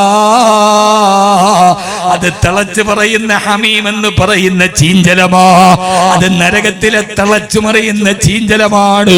അതിന്റെ അടുത്ത് പോയിട്ട് ആ നരകത്തിന്റെ ചീഞ്ചലത്തിന്റെ ചൂട് കാരണത്താൽ അവരുടെ ശരീരത്തിന്റെ മാംസം മുഴുവനും ഉരുകിയ ആ വെള്ളത്തിലേക്ക് വീണ് അവര് വെറും അസ്ഥിപഞ്ജരങ്ങളായി മാറുമ്പോ അവരവിടെ നിന്ന് വീണ്ടും ഇതിനേക്കാൾ ഭേദം നരകമാണല്ലോ. ആ നരകത്തിലേക്കോടും. നരകത്തിൽ ചെന്നിട്ടതിന്റെ തീപിടുമ്പോ അവര് വിചാരിക്കും ഇതിനേക്കാൾ ഭേദം ഹമീമാണല്ലോ. അവരവിടെ നിന്ന് ഹമീമിലേക്ക് ഓടും. ഹമീമിന്റെ ചൂടടിക്കുമ്പോ ഇതിനേക്കാൾ കുറവ് നരകത്തിലാകുമോ? ഇങ്ങനെ വെപ്രാളത്തോടെ, വേവലാതിയോടെ, വിഖുരതയോടെ, വിഭ്രാന്തിയോടെ ഹമീമിന്റെയും നരകത്തിന്റെയും ഇടയിലൂടെ അവർ ഓടി നടക്കുമെന്ന് അല്ലാഹുവിന്റെ ഖുർആനിൽ ആയത്തിറങ്ങിയപ്പോ ഹബീബായ നബി സല്ലല്ലാഹു അലൈഹി വസല്ലമ പറയുകയാണ്, ഈ സമയത്താണ് അല്ലാഹുവിന്റെ ഖുർആനിലെ ഏറ്റവും പേടിപ്പെടുത്തുന്ന ആയത്തിറങ്ങിയത്. ഏതാണത്? നരകത്തിൽ കിടന്നിട്ട് വേദന കൊണ്ട് പൊളയുമ്പോ അല്ലാഹുവിനോട് നരകവാസികൾ പറയുമത്രേ, അല്ലാഹുവേ അല്ലാഹുവേ അല്ലാഹുവേ, നിങ്ങൾക്ക് നരകവേദന ഒരല്പം കുറച്ച് തരുമോ അല്ലാഹുവേ? ആ സമയത്ത് അല്ലാഹു പറയും, ഇല്ല ഇല്ല, നിങ്ങൾക്ക് ഞാൻ നരകത്തിന്റെ വേദന കുറച്ചു തരില്ല. ഫദൂഖൂ ഫലൻ നസീദകും ഇല്ലാ അദാബാ, ഈ നരകത്തിന്റെ തീ നിങ്ങൾ രുചിച്ചു കൊള്ളുക. സഹോദര, അല്ലാഹു പറയുമത്രേ, നിങ്ങൾക്ക് നരകത്തിന്റെ വേദന കുറച്ചു തരാനോ ഫലൻ നസീദക്ക് നിങ്ങൾക്ക് കൂട്ടലല്ലാതെ കുറച്ചു തരികയില്ല. ഖുർആനിലെ ഏറ്റവും പേടിപ്പെടുത്തുന്ന ആയത്താണിത്. അല്ലാഹുവിന്റെ ഖുർആനിലെ 6000-ഓളം വരുന്ന ആയത്തുകളിൽ ഏറ്റവും പേടിപ്പെടുത്തുന്ന ആയത്താണിത്.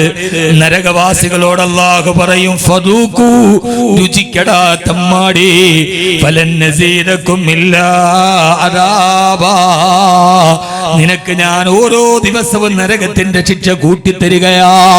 സഹോദരാ, ചെറുപ്പക്കാരാ, എത്ര പറഞ്ഞാലും ഹൃദയത്തിലോട്ട് ഇറങ്ങാത്തവരെ ഈ ആയത്തോതി കഴിഞ്ഞപ്പോ സഹാബത്തിന്റെ ഇടയിൽ നിന്നൊരു ചെറുപ്പക്കാരൻ ബോധരഹിതനായി താഴെ വീണു. ആളുകൾ ഓടി ചെന്ന് നോക്കുമ്പോ അത് മറ്റാരുമല്ല, മഹാനായ ഉമർ ഇബ്നുൽ ഖത്താബ് റളിയല്ലാഹു അൻഹു. അബൂബക്കർ റളിയല്ലാഹു അൻഹു താങ്ങെടുത്ത് മടിയിൽ കിടത്തി ചോദിച്ചു, ഉമറേ, എന്തിനാണ് ഇങ്ങനെ ഭയക്കുന്നത്? നിന്റെ എല്ലാ പാപങ്ങളും പുറത്തിട്ട് അല്ലാഹു നിനക്ക് സ്വർഗ്ഗം തരുന്നിട്ടുണ്ടെന്ന് നബി സല്ലല്ലാഹു അലൈഹി വസല്ലമ പറഞ്ഞതല്ലേ ഉമറേ? അപ്പോഴാണ് ഉമർ റളിയല്ലാഹു തആല അൻഹു പറഞ്ഞത്, അബൂബക്കറേ, നിങ്ങൾക്കൊന്നും പ്രശ്നമില്ല, പക്ഷെ ഉമർ ചെയ്യാത്ത തെമ്മാടിത്തരങ്ങളില്ല. എന്റെ തെറ്റുകൾ അല്ലാഹു പുറത്തു തന്നു എന്ന് ഉറപ്പില്ലാതെ എങ്ങനെയാണ് ഉമറേ എങ്ങനെയാണ് അബൂബക്കറെ ഞാൻ സമാധാനിച്ചു കിടക്കുക? ഖുർആന്റെ ആയത്തോതിയിട്ട് ഉമർ റളിയല്ലാഹു അൻഹു ബോധരഹിതനായി താഴെ വീണു അത്രേ. അല്ലാഹു ബോധം തരട്ടെ. നമ്മൾ എത്രയോ പ്രാവശ്യമായി നമ്മൾ ഖുർആൻ കേൾക്കുന്നു. ഒരിക്കലെങ്കിലും ഒന്ന് ആത്മാർത്ഥമായിട്ട് ചിന്തിക്കേണ്ട, റബ്ബേ, എന്റെ ഹൃദയം ഒന്ന് പെടപെടച്ചിട്ടുണ്ട്, എന്റെ കണ്ണ് ഒന്ന് നനച്ചിട്ടുണ്ട്. ഇല്ല ഇല്ല ഇല്ല. അങ്ങനെയാണ് നമ്മുടെ ഉത്തരമെങ്കിൽ തീർച്ചയായും ആ ഉത്തരം നമ്മെ ചിന്തിപ്പിക്കേണ്ടത്. ആ ഉത്തരം നമുക്കൊരു പുനർവിചിന്തനം നൽകേണ്ടതുണ്ട്. വേണ്ടേ? അതിന് പുനർവിചിന്തനം ഉണ്ടാവണ്ടേ? പടച്ചോനെ, ഇതേവരെ എന്റെ കണ്ണൊന്ന് നനയാനോ എന്റെ ഹൃദയത്തിലേക്ക് ഇറങ്ങാനോ കഴിഞ്ഞിട്ടില്ലെങ്കിൽ അത് നമ്മെ ഒന്ന് മാറ്റി ചിന്തിപ്പിക്കണ്ടേ? ഖുർആന്റെ വഴിയിലേക്ക് നമ്മൾ നടക്കണ്ടേ? അല്ലാഹു നമുക്ക് തൗഫീഖ് നൽകട്ടെ. ആമീൻ പറയ്. അല്ലാഹു നമ്മളെ ഖുർആന്റെ വഴിയിലേക്ക് നടത്തട്ടെ. മക്കളുടെ പേരിൽ മാതാപിതാക്കൾക്ക് കടമയുണ്ട്. ആ കടമ പറഞ്ഞപ്പോ നിങ്ങളുടെ മക്കളെ നിർബന്ധമായി നിങ്ങൾ പഠിപ്പിക്കണമെന്ന് പറഞ്ഞ 3 കാര്യങ്ങളിൽ ഒന്ന് 3 കാര്യങ്ങളിൽ നിങ്ങളുടെ മക്കളെ പഠിപ്പിക്കൽ മാതാപിതാക്കളുടെ ബാധ്യതയാണ്. നിർബന്ധമായും പഠിപ്പിക്കണം. എന്ത് പഠിപ്പിക്കണം? മക്കളെ മടി വെച്ചാൽ മാത്രം പോരാ, നല്ല മോളെ അല്ലാഹു ഹാഫിളത്താക്കി തരട്ടെ, നല്ല സാലിഹത്താക്കി തരട്ടെ. കുട്ടിയെ നമ്മളൊക്കെ വഅദ് പഠിച്ചത് എങ്ങനെയാണെന്നറിയോ? വഅദ് കേൾക്കാൻ കൊതിച്ചതെന്നറിയോ? പണ്ട് കാലത്ത് ഉപ്പാടെ വിരളിൽ പിടിച്ച് പള്ളിയിൽ വഅദ് പറഞ്ഞപ്പോ അന്നത് കേൾക്കാൻ പോയ ഓർമ്മയിലാണ് ഇന്ന് നമ്മുടെ വഅദുള്ളത്. അല്ലേ അല്ലേ അല്ലേ? പണ്ട് ഉപ്പാന്റെ കൈപിടിച്ചിട്ട് മൗലൂദിനും റബീഉൽ അവ്വലിനും ഒക്കെ പോയ ഓർമ്മയിലാണ് നമ്മൾ ഇപ്പോഴും ഇതിൽ നിൽക്കുന്നത്. അല്ലേ? പക്ഷെ നമ്മുടെ മക്കൾക്ക് ഇനി ഓർമ്മയുണ്ടാവും. നിങ്ങൾ ഒരു കാര്യം ഞാൻ ഉറപ്പിച്ചു പറഞ്ഞേക്കാം, മക്കൾ എന്തെങ്കിലും നമുക്ക് ഭാവിയിൽ തിരിച്ചു തരും എന്ന ഉറപ്പിൽ ഒരൊറ്റ മാതാപിതാക്കൾ മക്കളെ വളർത്തണ്ട. കാരണം കിട്ടിയില്ലെങ്കിൽ നമ്മുടെ മനസ്സിന് നിരാശ ഉണ്ടാവും. കിട്ടിയാൽ അൽഹംദുലില്ലാ, കിട്ടിയാൽ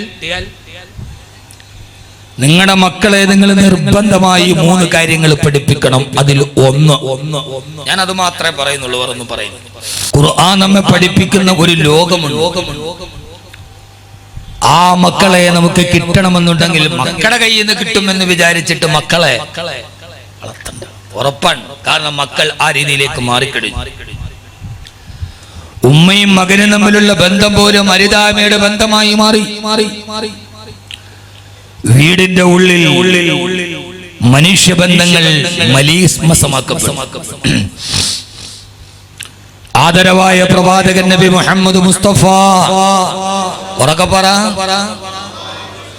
ആദരവായ പ്രവാചകൻ നബി മുഹമ്മദ് മുസ്തഫ സല്ലല്ലാഹു അലൈഹി വസല്ലം നമ്മുടെ കൈ പിടിച്ചിട്ട് ഇപ്പൊ മക്കൾ വരുമോ, മക്കളെ അതാ വാക്കവിയുടെ വാളുണ്ട് പോവാപ്പ, അവൻ വാട്സപ്പിൽ ഇങ്ങനെ കുത്തി നടക്കും. ഈ അടുത്ത സമയത്ത് ഒരു കുട്ടി എന്റെ അടുക്കൽ കൊണ്ടു, നല്ല കോടീശ്വരനായ ഒരു മനുഷ്യൻ, ഈ ഒരു മാസമായിട്ടില്ല,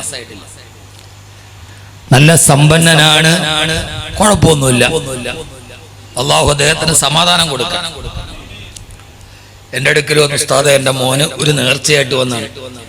എന്റെ സ്ഥാപനത്തിലെ ഹാഫിളീങ്ങൾക്ക് ഒരു ദിവസത്തെ ഭക്ഷണമൊക്കെ നേർച്ചയാക്കാറുണ്ട്. 130 ഹാഫിളീങ്ങളുണ്ട്.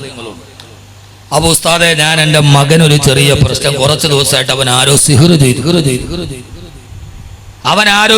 ചെയ്തു. ഉറങ്ങാൻ നേരത്ത് വെപ്രാളം, വേവലാതി, ആകെ ഒരു വെപ്രാളവും വേവലാതിയാണ്. അവൻ എടുത്തെറിയുന്നു, വാപ്പായുമ്മാട് ദേഷ്യപ്പെടുന്നു, എൻ്റെ മോൻ ആരോ സിഹ്ർ ചെയ്തു.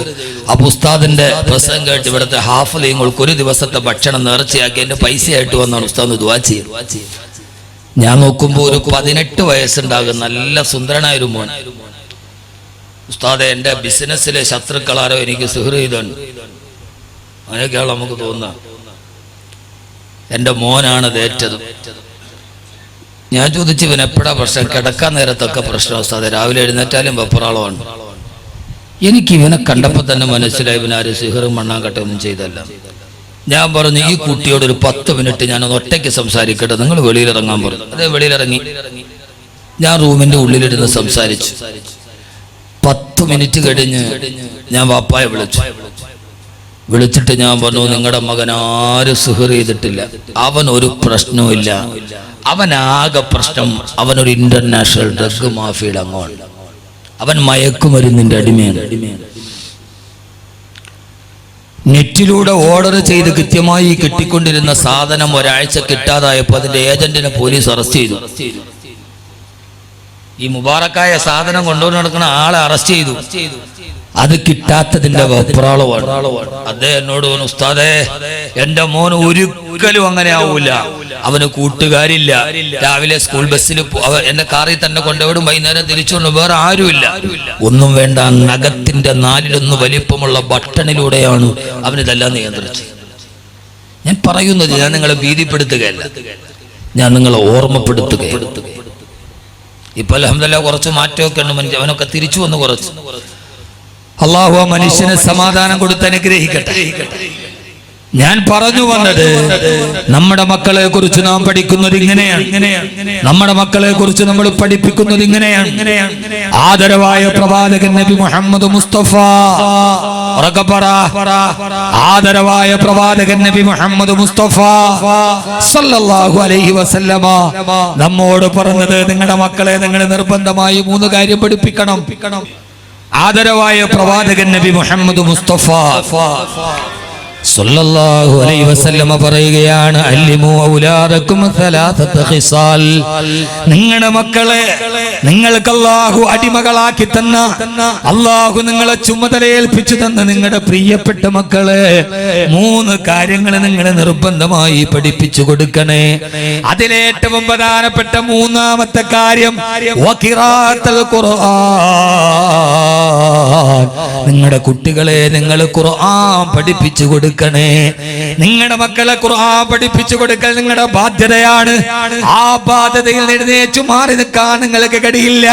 മാതാപിതാക്കളെ നാളെ പരലോകത്ത് പടച്ചറപ്പിന് മുമ്പിൽ പോയി നിൽക്കുമ്പോ നിങ്ങളുടെ ആൺമക്കളാകട്ടെ പെൺമക്കളാകട്ടെ ആ മക്കൾക്ക് ഖുർആൻ പഠിപ്പിച്ചു കൊടുക്കൽ നിങ്ങളുടെ ബാധ്യതയാണ്.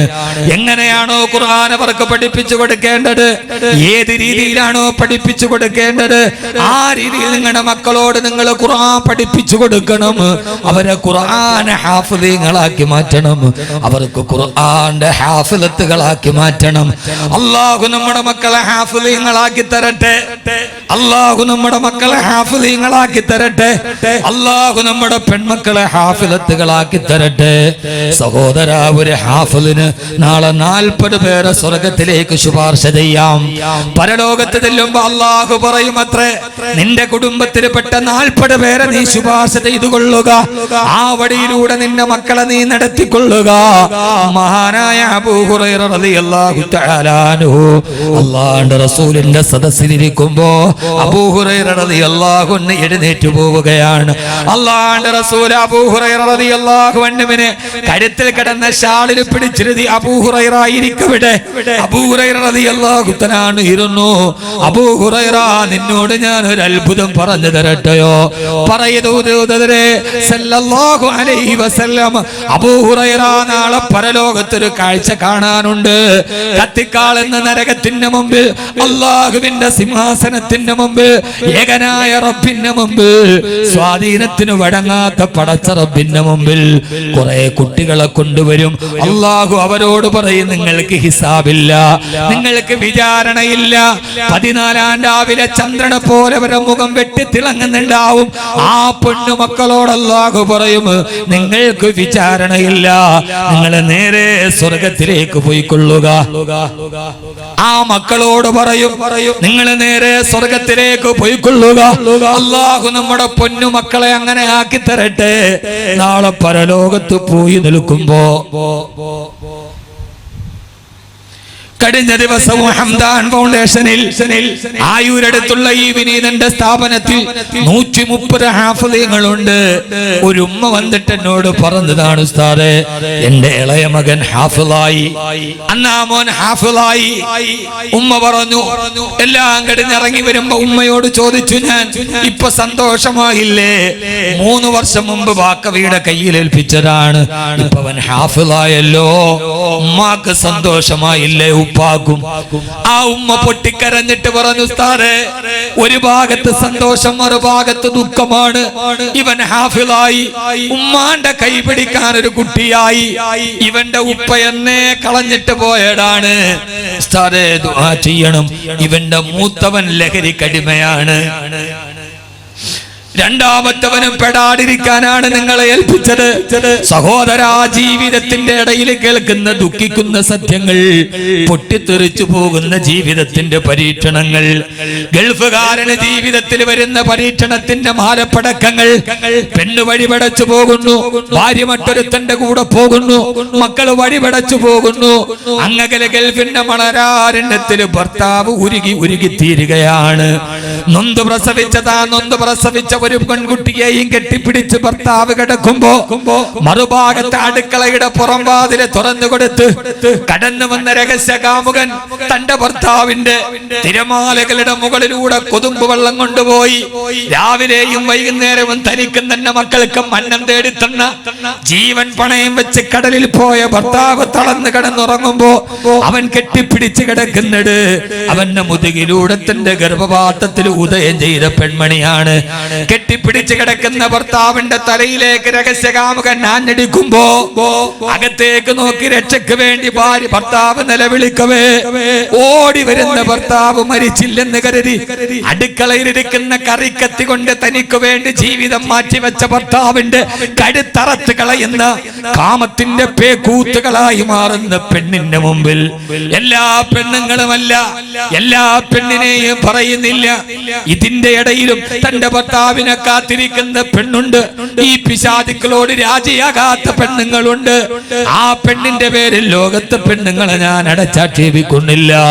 എന്റെ ഈ കൊട്ടുകാട്ടപ്പങ്ങളെ ഒരിക്കൽ കൂടി ഓർമ്മിപ്പിക്കട്ടെയോ, തന്റെ പ്രിയപ്പെട്ട ഭർത്താവിന്റെ മുമ്പിലേക്ക് സർവ്വതും കൊടുത്ത് അവസാനം മരിക്കുന്നതിന് തൊട്ടു മുമ്പ് നട്ടുച്ച നേരത്തെ കയറി വന്ന് ഖദീജ വിശക്കുന്നു മോളെ എന്ന് പറഞ്ഞപ്പോ ഒന്നുമില്ല ഭർത്താവേ, ഇനി ആകെയുള്ളത് നമ്മൾ മൂടിപ്പുതച്ച് കിടക്കുന്ന ഈ കമ്പിളി പുറപ്പാണ്. ഇനി കോടിപതിയായ ഖുവൈലിദിന്റെ മകളുടെ കയ്യിൽ ഒന്നുമില്ല എന്ന് പറഞ്ഞ് ഭർത്താവ് വിശക്കുന്നെന്ന് പറഞ്ഞപ്പോ പുതച്ച് കിടക്കുന്ന കമ്പിളി പുറപ്പെടുത്ത് കയ്യിൽ കൊടുത്തിട്ട് ഉക്കാൽ ആ ചന്തയിൽ ഇത് വിറ്റിട്ട് നിങ്ങൾ ഭക്ഷണം കഴിച്ചുകൊള്ളൂ, നിങ്ങൾ ഇങ്ങനെ പട്ടിണി കിടക്കുന്നത് എനിക്ക് കാണാൻ കഴിയില്ലെന്ന് പറഞ്ഞ് അവസാനത്തെ സമ്പാദ്യമായ കമ്പിളിപ്പുറപ്പും ഭർത്താവിന്റെ കൈവെള്ളയിൽ സമർപ്പിച്ച ഖദീജയുടെ ഗർഭപാത്രത്തിലാണ് ഫാത്തിമ പിറന്നത് റളിയല്ലാഹു അൻഹാ. കൊട്ടുകാട്ടപ്പങ്ങളെ, ഈ കൊട്ടിക്കലാശത്തിന്റെ നടുവിൽ, ഈ നൃത്ത ചുവടുകളുടെ മുകളിൽ, ഈ തിരനോട്ടത്തിന്റെ തിരയാട്ടത്തിന്റെ ഇടയിൽ ഫാത്തിമ പിറക്കുകയില്ല. ഖദീജ ബീവിയുടെ ഗർഭപാത്രത്തിലാണ് ഫാത്തിമ പിറന്നത്. അല്ലാഹു നമ്മുടെ പെൺമക്കളെ ഫാത്തിമയാക്കി തരട്ടെ. ഇന്നലെ കണ്ടവന്റെ കൂടെ പെൺമക്കൾ ഒളിയിച്ചു പോകുമ്പോ, ഉമ്മാടെ കണ്ണീരിന് വിലയില്ലാതാകുമ്പോ നെഞ്ച് തകർന്നിട്ട് ഉപ്പ വിളിക്കുന്നു, മോളെ പോകല്ല മോളെ എന്ന നിലവിളിക്ക് പകരം ആദ്യം തന്നെ ബാക്കവി നിങ്ങളോട് ഓർമ്മിപ്പിക്കുകയാണ്. ഞാനൊരു വലിയ പണ്ഡിതനായിട്ട് വർത്തമാനം പറയാൻ വന്നതല്ല, പാണ്ഡിത്യം പറയാൻ ഞാനൊരു പണ്ഡിതനല്ല, ലാളിത്യം പറയാൻ ഞാനൊരു സാത്വികനല്ല, വൈദഗ്ധ്യം പറയാൻ ഞാനൊരു വിദഗ്ധനല്ല, പ്രഭാഷണം പറയാൻ ഞാനൊരു പ്രഭാഷകനല്ല. പിന്നെ കഴിഞ്ഞ 18 വർഷക്കാലം അല്ലാഹുവിന്റെ ഖുർആൻ പറഞ്ഞ ഒരു പാവപ്പെട്ടവന്റെ വാക്കാണിത്. നിങ്ങളുടെ കുടുംബത്തിന്റെ ഉള്ളിലെ വിളക്ക് തെളിയണമെങ്കിൽ പെങ്ങളെ നീ ഖദീജയാവണം. പാരാവാരം പോലെ പരന്നു കിടക്കുന്ന മരുഭൂമിയിൽ പറക്കമുട്ടാത്ത പിഞ്ചിളം പൈതലിനെ മാറോട് ചേർത്ത് പിടിച്ച് നടന്നു പോകുന്ന വഴിയിൽ പെണ്ണിനോട് പറഞ്ഞു, പെണ്ണേ നിക്കവിടെ. അനുസരണയുള്ള പെണ്ണ് ഭർത്താവ് കൈതൊട്ടു, നിക്കവിടെ. നിന്നു. ഭർത്താവ് മുമ്പോട്ട് നടന്നു. നടന്ന് കടത്തുവഞ്ചിക്കാരന്റെ തോണി കണ്ണിൽ നിന്ന് അകന്നു പോകുന്നത് പോലെ ഭർത്താവ് കണ്ണിൽ നിന്ന് മറയാറായപ്പോ ആരുമില്ലാത്ത ചെന്നായ്ക്കൾ പാർക്കുന്ന മരുഭൂമിയിൽ നിന്നൊരു വിളി ചോദിച്ചു, ഇത് അല്ലാഹു പറഞ്ഞിട്ടാണോ എന്നെയും എന്റെ പിഞ്ചു പൈതനെയും മരുഭൂമിയിൽ ഉപേക്ഷിക്കുന്നത്? അതേ ഹാജറ നിലവിളിച്ചില്ല. എന്നാൽ എന്റെ റബ്ബെന്നെ കൈവിടില്ലെന്ന് ശുഭപ്രതീക്ഷയോടെ പറഞ്ഞ് ഭർത്താവ് ഫലസ്തീനിലേക്ക് പോയി. 8 വർഷക്കാലം തന്റെ പൊന്നുമോൻ ഇസ്മായിലിനെ മാറോട് ചേർത്ത് പിടിച്ച് സഫാ മലയുടെ കരിമ്പാറ കെട്ടിന്റെ ഉള്ളിൽ പൊന്നുമോൻ ഇസ്മായിൽ കൈകാലിട്ടടിച്ച് കരയുന്നുണ്ട്. ഇസ്മായിലിനെ കഴബാലയത്തിന്റെ മത്താഫിന്റെ മുമ്പിൽ ഇന്നത്തെ മക്കാമ ഇബ്രാഹിമിന്റെ പുറകിൽ കിടത്തിയിട്ട് സഫാ മലക്കെട്ടിന്റെ മുകളിൽ കയറി നിൽക്കുമ്പോ അവിടെ വെള്ളമില്ല. ഓടി മറുവയിലേക്ക്, മറുവയുടെ പാറക്കെട്ടിന്റെ മുകളിൽ കയറി നോക്കുമ്പോഴാണ് കുഞ്ഞുമോൻ ഇസ്മായിലിന്റെ കരച്ചിൽ കേൾക്കുന്നത്. നോക്കുമ്പോ ചെന്നായ വാവൊളിച്ചു നിൽക്കുകയാണ് പിഞ്ചിളം പൈതലിനെ വാരി തിന്നാൻ. സഫാ പർവ്വതത്തിന്റെ കരിമ്പാറക്കെട്ടിന്റെ മുകളിൽ ഇരുന്നിട്ട് കണ്ണ് നിറഞ്ഞ ഹാജറ പ്രാർത്ഥിച്ചു അത്രേ, അല്ലാഹുവേ അല്ലാഹുവേ, എന്റെ ഭർത്താവ് എന്നെ ഇട്ടിട്ട് പോയത് ഞാൻ എന്റെ ഭർത്താവിനെ കബളിപ്പിച്ചിട്ടല്ല. ആർക്ക് പറയാൻ കഴിയും പെണ്ണേ, എന്റെ ഭർത്താവ് എന്നെ ഉപേക്ഷിച്ചിട്ട് ഫലസ്തീനിൽ പോയത് ഞാൻ എന്റെ ഭർത്താവിനെ ചതിച്ചിട്ടല്ല, നിന്റെ ദീനിനു വേണ്ടി പോയതാണ്. എന്റെ ഇസ്മായിലിനെ സൃഷ്ടിച്ചത് നീ തന്നെയാണ്, ഈ ചെന്നായെ സൃഷ്ടിച്ചത് നീയാണ്. അല്ലാഹുവേ, നിന്നോടല്ലാതെ ഹാജറക്ക് പരാതി പറയാനില്ല റബ്ബേ. കടിക്കാമെന്ന ചെന്നായ കൂട്ടം തിരിച്ചു വരുന്നത് വരെ കുഞ്ഞുമോൻ ഇസ്മായിലിനെ കാവല് നിന്നില്ല. മുസ്ലിമീങ്ങളെ, ചരിത്രം അയവിറക്കാനുള്ളതല്ല, ഇത് പാടിപ്പോയ പാട്ടല്ല. ഈ പാട്ടിന്റെ ഇടയിലും ആധുനിക ലോകത്തെ പെണ്ണ് പറക്കേണ്ടതുണ്ട്. തന്റെ പൊന്നുമോനെ വാരിപ്പുണർന്ന് വളർത്തി ഉപ്പയെ കണ്ടിട്ടില്ല. 9 വർഷം കഴിഞ്ഞപ്പോ ഉപ്പ ഇബ്രാഹിം അലൈഹിസ്സലാത്തു വസ്സലാം മോൻ ഇസ്മായിൽ ഇസ്മായിൽ പോയി കെട്ടിപ്പിടിച്ചു. ഉപ്പാ വരൂ ഉപ്പാ. ഇസ്മായിൽ ആദ്യമായിട്ട് കാണുകയാണ്. ഓർമ്മ വെച്ചിട്ട് ഉപ്പയെ അത്ഭുതത്തോടെ നോക്കി നിന്നില്ല. കാരണം ഉമ്മ പറഞ്ഞു കൊടുത്തിട്ടുണ്ട് ഉപ്പയെ കുറിച്ച്. ഉപ്പാനെ വിളിച്ചിരുത്തി ഭക്ഷണം കഴിച്ചു കിടന്നുറങ്ങി. എഴുന്നേറ്റിട്ട് പറയുന്ന ഹാജറ, എന്തേ ഭർത്താവേ 9 വർഷത്തിന് ശേഷമുള്ള സമാഗമം, എന്തേ ഭർത്താവേ രാത്രിയിൽ ഞാനൊരു സ്വപ്നം കണ്ടു, എന്തേ ഭർത്താവേ പൊന്നുമോൻ ഇസ്മായിലിനെ കഴുത്തിറക്കാൻ നിങ്ങൾക്ക് മൂച്ചിപ്പിരാന്താണോ? 8 വർഷം കഴിഞ്ഞ് വന്നിട്ട് മോനെ കഴുത്തിറക്കാനോ? ഞാനാണ് വളർത്തിയത്, നിങ്ങൾ പാടറിഞ്ഞിട്ടില്ല. ഇത്ര നാള് നിങ്ങൾ ഗൾഫിലായിരുന്നില്ലേ, ഞാനല്ലേ വളർത്തിയത്. ഒരു ഗൾഫുകാരന്റെ ഭാര്യയാണ് ഹാജറ. കണക്ക് പറഞ്ഞില്ല ഹാജറ റളിയല്ലാഹു അൻഹാ. അവരാര് പറഞ്ഞില്ല, റബ്ബ് തന്നതല്ലേ കൊണ്ടുപോയിക്കോളൂ. ഒരു കൈയിൽ മൂർച്ചയുള്ള പിച്ചാത്തിയും മറുകൈയിൽ പൊന്നുമോനെയും പിടിച്ച് തന്റെ ഭർത്താവ് പാറക്കെട്ടിലേക്ക് പോകുമ്പോ വാതിൽപ്പടിയിൽ നോക്കി നിന്ന് നെഞ്ചത്തടിച്ചില്ല ഹാജറ റളിയല്ലാഹു അൻഹാ. ഞാൻ ചരിത്രം പറയുന്നില്ല. പാറക്കെട്ടിലും മലത്തിക്കടത്തി പൊന്നുമോന്റെ കഴുത്തിൽ കത്തിവെക്കാൻ പോകുന്നു. അപ്പോഴാണ് ഇബ്രാഹിം നബിയോട് ഉപ്പയോട് മകൻ പറയുന്നത്, ഉപ്പാ മരിക്കുന്നതിന് മുമ്പ് എനിക്കൊരു കാര്യം പറയാനുണ്ട്. അല്ലാഹു നമ്മുടെ മക്കളെ അങ്ങനെ ആക്കി തരട്ടെ. എവിടെയാണ് ഈ മക്കള് പറഞ്ഞത്, ഉപ്പാ എന്നെ ഇങ്ങനെ മരത്തിൽ കിടത്തിയിട്ട് എന്റെ മുഖത്ത് നോക്കി കഴുത്തിറക്കരുത്, എന്നെ കമിഴ്ത്തി കിടത്തുവാപ്പാ. എന്തേ മോനെ, എന്റെ മുഖത്ത് നോക്കിക്കൊണ്ട് നിങ്ങൾക്ക് കഴുത്തിറക്കാൻ പറ്റില്ല. എന്റെ കണ്ണ് നിറയുമ്പോ ഉപ്പാന്റെ പിച്ചാത്തി പിടിയിലെ കൈ അയഞ്ഞു പോകും. അള്ളാടെ കൽപ്പന പൂർത്തീകരിക്കാൻ കഴിയില്ല. റബ്ബിന്റെ കോപം നമുക്ക് കിട്ടും. ഉപ്പാ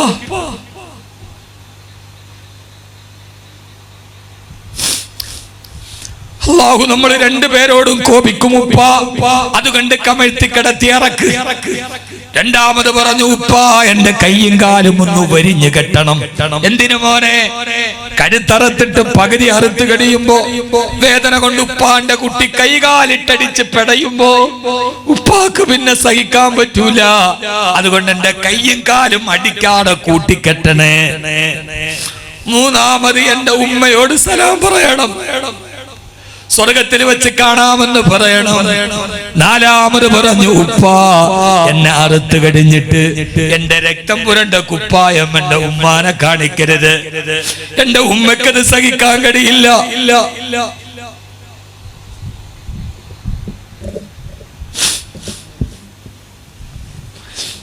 എന്റെ പൊന്നുമ്മയ്ക്കത് സഹിക്കാൻ കഴിയില്ല ഉപ്പാ എന്ന് പറഞ്ഞ ഇബ്രാഹിം നബി അലൈഹിസ്സലാത്തു വസ്സലാമിന്റെ പൊന്നുമോൻ ഇസ്മായിൽ അലൈഹിസ്സലാത്തു വസ്സലാം. എന്റെ സഹോദരാ, എങ്ങനെയാണ് ഇസ്മായിൽ പിറന്നതെന്നറിയുമോ? ഓരോ സമയത്ത് 9 വർഷം വരെ വളർത്തിക്കൊണ്ടുവരുമ്പോ ആ സമയത്തൊക്കെ മടിയിലെത്തിയിട്ട് ഇസ്മായിലിനോട് പറഞ്ഞു കൊടുത്ത ഒരു പെണ്ണുണ്ട്, ഹാജറ. കറുത്ത പെണ്ണ് ഹാജറ, കറുമ്പി പെണ്ണ് ഹാജറ. മോനെ, പ്രിയപ്പെട്ട ഉപ്പ നമ്മളെ ഉപേക്ഷിച്ചു പോയത് അള്ളാഹുവിന്റെ ദീനിന് വേണ്ടിയാണ് മോനെ. അതുകൊണ്ട് ഉപ്പാനെ വെറുക്കല്ലേ പൊന്നു മോനെ എന്ന് മകനോട് പറഞ്ഞു കൊടുത്ത ഒരു ഉമ്മയുണ്ട്. ഓരോ നേരം ഭക്ഷണം വാരി മക്കൾക്ക് കൊടുക്കുമ്പോ, മക്കളെ ഈ ഭക്ഷണം ഏടെന്നറിയുമോ? ഇത് വാപ്പ കൊട്ടുകാട് ചന്തയിൽ പോയി കിണ്ടൽ ചാക്ക് ചുമന്നിട്ട് കിട്ടിയതാണ്. ഇത് വാപ്പ മത്തിക്കച്ചവടം ചെലുത്തിട്ട് കൊണ്ടുവന്നതാണ്. മക്കളെ, ഈ ഭക്ഷണം വാപ്പ ഗൾഫിൽ പൊരി വെയിലത്ത് കിടന്ന് കഷ്ടപ്പെട്ടതാണ് പൊന്നുമക്കളെ എന്ന് പറഞ്ഞ് ഓരോ പിടി ഭക്ഷണം വാരി വായിലേക്ക് വെക്കുമ്പോ ഉപ്പാന്റെ ത്യാഗവും കഷ്ടപ്പാടും പറഞ്ഞ് ഉപ്പാന ഹൃദയത്തിന്റെ ഉള്ളിലും മക്കൾക്ക് പതിട്ടിച്ചു കൊടുക്കുന്ന ഒരു ഉമ്മ. അതാണ് പെണ്ണിന്റെ ദൗത്യം ഹാജറ റളിയല്ലാഹു തആല അൻഹാ. അതുകൊണ്ട് പെങ്ങളെ, ഹാജറയുടെ കുടുംബത്തിലെ ഇസ്മായിൽ പിറക്കൂ. അല്ലാഹു നമ്മുടെ കുടുംബങ്ങളെ അങ്ങനെ ആക്കി തരട്ടെ. ആമീൻ പറയീൻ, ആമീൻ പറയീൻ. നമ്മുടെ ഭാര്യമാരെ അല്ലാഹു അങ്ങനെ ആക്കി തരട്ടെ. ഭാര്യമാരെ അല്ലാഹു ഹാജറയാക്കി തരട്ടെ. അതിനുവേണ്ടി ചെയ്യണം, നിങ്ങൾ ഖുർആൻ പഠിപ്പിച്ചു കൊടുക്കണേ. നിങ്ങളുടെ ഭാര്യക്ക്, നിങ്ങളുടെ മക്കൾക്ക്, നിങ്ങളുടെ കുടുംബത്തിന്, എല്ലാവർക്കും നിങ്ങൾ ഖുർആന്റെ വെളിച്ചം പഠിപ്പിച്ചു കൊടുക്കണേ. ആ ഖുർആന്റെ വെളിച്ചത്തിനെ വഴിതെറ്റിപ്പോയ നമ്മുടെ മക്കളെ തിരിച്ചു പിടിക്കാൻ പറ്റൂ. അല്ലാഹു തൗഫീഖ് നൽകി അനുഗ്രഹിക്കുമാറാകട്ടെ. അല്ലാഹു തൗഫീഖ് നൽകി അനുഗ്രഹിക്കുമാറാകട്ടെ. ആ ഒരു ഖുർആൻ നമ്മുടെ ജീവിതത്തിന്റെ ഏറ്റവും പ്രധാനപ്പെട്ട ഒരു ഭാഗമാകും.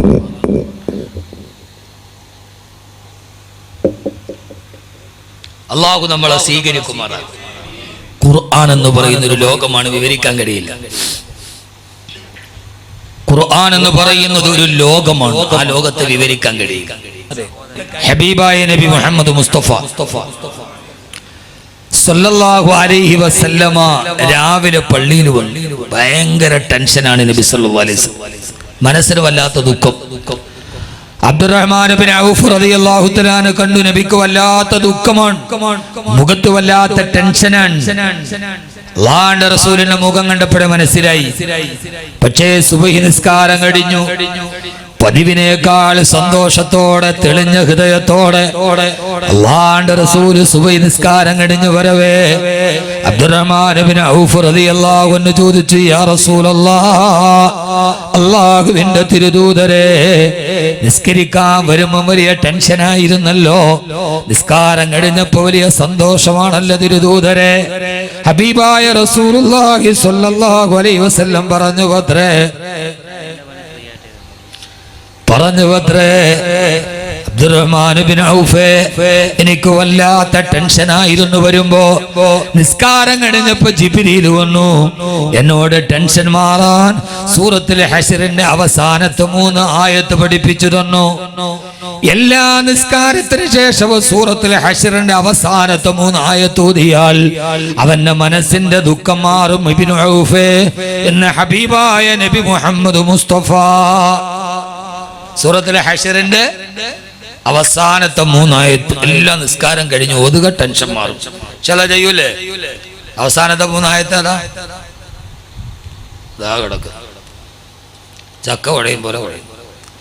സൂറത്തുൽ ഹശ്റിന്റെ അവസാനത്തെ 3 ആയത്ത് അതാ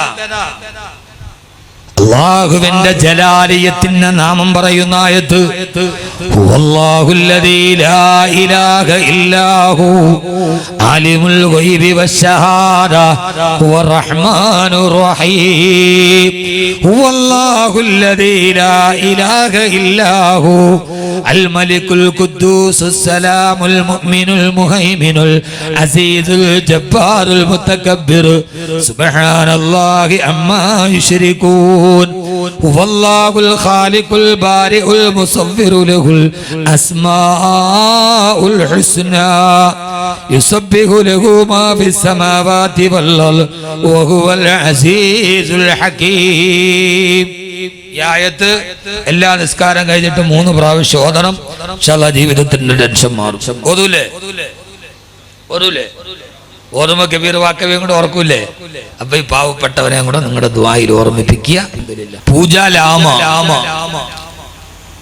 നേപ്പാളിലെ ഏറെ അറിയപ്പെട്ട ഏറ്റവും പ്രശസ്തയായ സിനിമാ നടിയാണ്.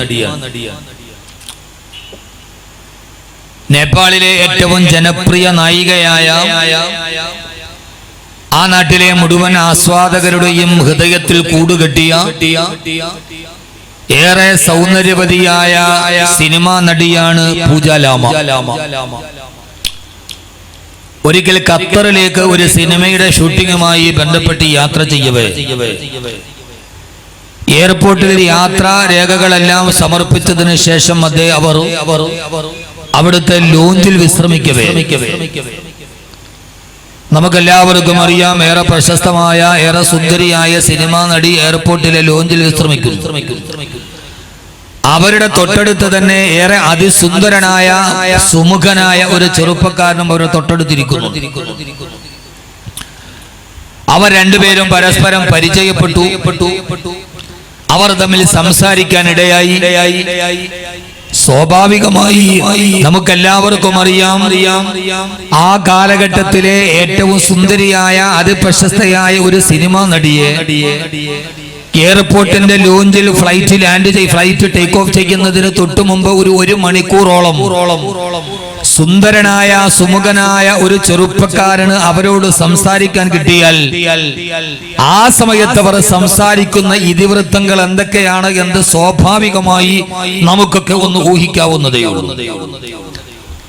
പക്ഷേ ആകസ്മികമായി തന്നെ മുമ്പിൽ വന്ന പൂജാലാമ എന്ന അതിപ്രശസ്തിയായ നേപ്പാളിലെ സിനിമാ നടിയോട് ആ സുന്ദരനും സുമുഖനുമായ ചെറുപ്പക്കാരൻ ഡോക്ടർ അഹമ്മദ് മുജീബ് അദ്ദേഹം സംസാരിക്കാൻ തുടങ്ങി. അഹമ്മദ് മുനീർ, ഡോക്ടർ അഹമ്മദ് മുനീർ എന്നാണ് ആ ചെറുപ്പക്കാരന്റെ പേര്. ഡോക്ടർ അഹമ്മദ് മുനീർ തന്നെ മുമ്പിൽ നിൽക്കുന്ന സിനിമാ നടിയോട് സംസാരം ആരംഭിച്ചു. എന്തായിരുന്നു സംസാരം എന്നറിയുമോ? ആകാശഭൂമികളുടെ ഇടയിലെ ഏറ്റവും നല്ല വർത്തമാനം അഹമ്മദ് മുനീർ ആ സിനിമാ നടിയോട് സംസാരിച്ചു. ആകാശഭൂമികളുടെ ഇടയിലെ ഏറ്റവും നല്ല സംസാരം, ആ സംസാരം മറ്റൊന്നുമല്ല വഖൈറുൽ കലാമി കലാമുല്ലാഹ്. ആകാശഭൂമികളുടെ ഇടയിലെ ഏറ്റവും നല്ല സംസാരം അല്ലാഹുവിനെ കുറിച്ചുള്ള സംസാരമാണ്. ഏകനായ തുല്യനില്ലാത്ത പരാശ്രയരഹിതനായ ഈ അഖില ലോക ബ്രഹ്മാണ്ഡ കടാകത്തിന്റെ ഉടമസ്ഥനായ അല്ലാഹുവിനെ കുറിച്ച് അഹമ്മദ് മുനീർ ആ സിനിമാ നടിയോട് സംസാരിക്കാൻ തുടങ്ങി. ഏകനായ അല്ലാഹുവിനെ തന്റെ ഈ പ്രബോധന വീഡിയോയുടെ വഴിത്താരയിൽ അല്പനേരം തന്നെ മുമ്പിൽ കിട്ടിയ ഈ സിനിമാ നടിയോട് പറഞ്ഞു കൊടുത്തു ഡോക്ടർ അഹമ്മദ് മുനീർ. അവർ അത്ഭുതത്തോടെ കേട്ടുനിന്നു. ഒരൽപ്പനേരം കഴിഞ്ഞപ്പോ പൂജാലാമ പറഞ്ഞ ഡോക്ടർ അഹമ്മദ് മുനീറിനോട് അഹമ്മദ് മുനീർ സംസാരിക്കാൻ തുടങ്ങി. ഏകനായ അല്ലാഹുവിനെ കുറിച്ച്, സിട്ടാവായ അല്ലാഹുവിനെ കുറിച്ച്, നമുക്ക് അന്നം തരുന്ന, ആഹാരം തരുന്ന, ഭക്ഷണം തരുന്ന, പാർപ്പിടം തരുന്ന, ശ്വാസം തരുന്ന, മക്കളെ തരുന്ന, ഭാര്യയെ തരുന്ന ഈ ഭൗതികമായ ജീവിതത്തിന്റെ വർണ്ണപ്രപഞ്ചങ്ങളെ മുഴുവനും നമുക്കനുകൂലമായി സൃഷ്ടിച്ച് സംഹരിച്ചു പരിപാലിച്ചു പോരുന്ന ഏകനായ തുല്യതയില്ലാത്ത പരാശ്രയരഹിതനായ ജാതനില്ലാത്ത മന്ത്രിമാരില്ലാത്ത അംഗരക്ഷകരില്ലാത്ത നീതിബോധത്തിന്റെ തുലാസുകളിൽ ഈ മാനവലോകത്തിന് ജീവിതത്തേക്ക് പറഞ്ഞു കൊടുത്ത ഏകനായ തമ്പുരാനെ കുറിച്ച് ഡോക്ടർ അഹമ്മദ് മുനീർ പൂജാലാമയോട് സംസാരിക്കാൻ തുടങ്ങി. അദ്ദേഹം പറയാൻ തുടങ്ങി, ഈ അല്ലാഹു ലോകം മുഴുവനും, ഈ പ്രപഞ്ചം മുഴുവനും സർവ്വവ്യാപിയാണവൻ. ഈ ലോകത്ത് കൂടെ കിടക്കുന്ന, കെട്ടിപ്പിടിച്ച് കിടക്കുന്ന ഭാര്യയെ ഭർത്താവിനെ ചതിക്കാം, പക്ഷെ അള്ളാഹുവിനെ ചതിക്കാൻ കഴിയില്ല. കൂടെ കിടക്കുന്ന ഭർത്താവിനെ ഭാര്യക്ക് ചതിക്കാം, പക്ഷെ അപ്പോഴും അള്ളാഹുവിനെ ചതിക്കാൻ കഴിയില്ല. അവൻ ഏകനാണവൻ. അവന് ഉറക്കമില്ല, അവന് വിളർച്ചയില്ല, അവന് തളർച്ചയില്ല. സർവവ്യാപിയാണവൻ, എല്ലാം അറിയുന്നവനാണവൻ എന്ന് ഏകനായ അള്ളാഹുവിനെ വിശാലമായി പറഞ്ഞപ്പോ പൂജാലാമ പറഞ്ഞു, പത്രേ അത്ഭുതം, എന്നോട് ആരും ഇതേവരെ ദൈവത്തെ കുറിച്ച് ഇത്ര പരിചയപ്പെടുത്തി സംസാരിച്ചിട്ടില്ല. എന്നോട് ആരും ഇതേവരെ ഏകനായ ഒരു ദൈവത്തെ എന്നോട് പരിചയപ്പെടുത്തി തന്നിട്ടില്ല. പൂജാലാമ അവരുടെ ഹൃദയത്തിൽ ഒരു മാറ്റത്തിന്റെ തുടക്കമായിരുന്നു. ഡോക്ടർ അഹമ്മദ് മുനീർ എന്ന സുമുഖനായ ചെറുപ്പക്കാരൻ അറഫ സാധു സംരക്ഷണ സമിതിയുടെ ഈ ക്ഷുഭിത യൗവനത്തിനോട് എനിക്ക് പരിചയപ്പെടുത്താനുള്ളത് ഡോക്ടർ അഹമ്മദ് മുനീറിനെയാണ്. തന്റെ മുമ്പിൽ കിടക്കുന്ന മാദകത്തിടമ്പായ ഒരു പെൺകുട്ടിയോട് ഏത് രീതിയിലും സംസാരിക്കാമെന്നിരിക്കെ തന്റെ മുമ്പിൽ വന്ന ഒരു പെൺകുട്ടിയോട് ഏകനായ തമ്പുരാനെ പരിചയപ്പെടുത്തി കൊടുത്ത അഹമ്മദ് മുനീറിനെ പൂജാലാമ 26 വയസ്സിന്റെ ഇടയിൽ 4 ഭർത്താക്കന്മാരെ സ്വീകരിക്കുകയും 4 പേരിൽ നിന്ന് മോചനം നേടുകയും തന്റെ രാവും പകലും ഒരേപോലെ മദ്യത്തിന്റെ ലഹരിയിലായിരുന്നു എന്ന് സ്വയം തന്നെ തുറന്നു പറഞ്ഞ അരാജകത്വത്തിന്റെ ജീവിതത്തിലൂടെ നടന്നുപോയ പൂജാലാമ പിന്നീട് അവർ ഖത്തറിൽ നിന്ന് തിരിച്ച് നാട്ടിലെത്തി അവർ ഇസ്ലാമിനെ, അള്ളാഹുവിനെ കുറിച്ച് പഠിക്കാൻ തുടങ്ങി.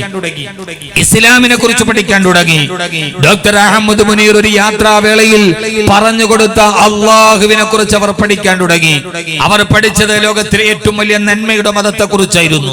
വിട്ടുവീഴ്ചയുടെ മതത്തെ കുറിച്ച്, ഉദാരതയുടെ മതത്തെ കുറിച്ച്, സ്നേഹത്തിന്റെ മതത്തെ കുറിച്ച്, പരസ്പര ആദരവിന്റെ മതത്തെ കുറിച്ച്, നീതിയുടെ മതത്തെ കുറിച്ച്, സഹവർത്തിത്വത്തിന്റെ മതത്തെ കുറിച്ച്, വിട്ടുവീഴ്ചയെ കുറിച്ച്, ഉദാരതയെ കുറിച്ച്, സ്നേഹത്തെ കുറിച്ച്, ബന്ധത്തിന്റെ ദൃഢതയെ കുറിച്ച് അവർ ഇസ്ലാമിലൂടെ പഠിച്ചപ്പോ പൂജാലാമ 10 ലേഖകരെ വിളിച്ചു വരുത്തി. 10 ലേഖകരുടെ മുന്നിൽ മഫ്തയണിഞ്ഞുകൊണ്ട് പൂജാലാമ എന്ന നേപ്പാളിനെ മുഴുവനും അവിടുത്തെ യുവാക്കളെ ഹരം കൊള്ളിച്ച സിനിമാ നടി പ്രത്യക്ഷപ്പെട്ടു. മഫ്തയ്ക്കുള്ളിൽ അവർ ഒരിക്കൽ കൂടി കൂടുതൽ സുന്ദരിയായി തോന്നി.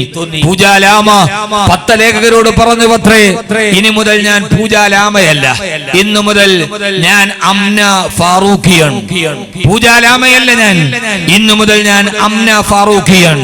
അംന ഫാറൂഖിയെ നിങ്ങൾക്ക് തരണമെങ്കിൽ ഇന്ന് നേപ്പാളിലെ ബുദ്ധമത വിശ്വാസിയായിരുന്ന പൂജാലാമ ഇന്ന് നേപ്പാളിലെ മുസ്ലിം സ്ത്രീ വിഭാഗത്തിന് വേണ്ടി സ്വന്തമായൊരു പത്രവും ഒരു വാരികയും നടത്തുന്ന മുസ്ലിം ജനവിഭാഗത്തിന്റെ ഇടയിൽ, നേപ്പാളിലെ ഭൂരിപക്ഷത്തോളം വരുന്ന ബുദ്ധഭിക്ഷുക്കളുടെ ഇടയിൽ ഇസ്ലാമിനെ പ്രബോധനം ചെയ്യുന്ന, പ്രതിനിധാനം ചെയ്യുന്ന, തന്റെ ജീവിതത്തിന്റെ സഞ്ചാരമധ്യേ ആകസ്മികമായി കണ്ടുമുട്ടിയ ഡോക്ടർ അഹമ്മദ് മുനീർ എന്ന ചെറുപ്പക്കാരന്റെ നാവിലൂടെ പരിചയപ്പെട്ട ഇസ്ലാമിനെ വായനകളിലൂടെ അടുത്തെറിഞ്ഞ് തിരിച്ചറിഞ്ഞ് ഇസ്ലാമിലേക്ക് വന്ന ഒരു പ്രമുഖ വ്യക്തിത്വമാണ് പൂജ ലാമ.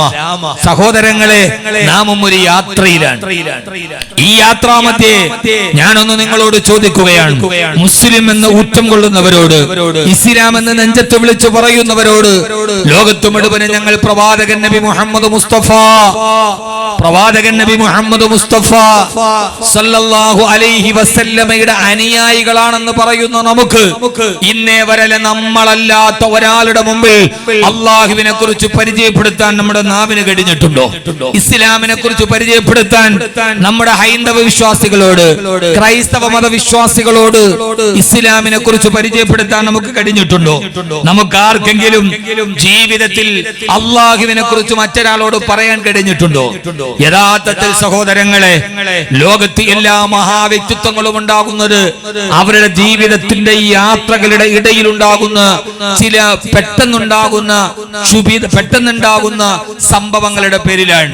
ഒരാളും അങ്ങനെ കരുതി ഉറച്ച് തപോവനത്തിൽ പോയി തപസ് ചെയ്ത് കാനന ജലം കുടിച്ച് കാറ്റിലെ ഭക്ഷണം കഴിച്ച് അങ്ങനെ വലിയ തപസ് ചെയ്തിട്ടൊന്നും അവര് മഹാന്മാരായി മാറിയവരല്ല. നിങ്ങൾ ഇസ്ലാമിന്റെ ചരിത്രത്തിലേക്ക് വരൂ. ഇസ്ലാമിന്റെ ഗതകാല ചരിത്രത്തിലോട്ട് കടന്നു പോകൂ. ഇസ്ലാമിന്റെ ഇന്നലകളെ ചരിത്രത്തിലൂടെ വർത്തമാനകാലം നടന്നു പോകൂ.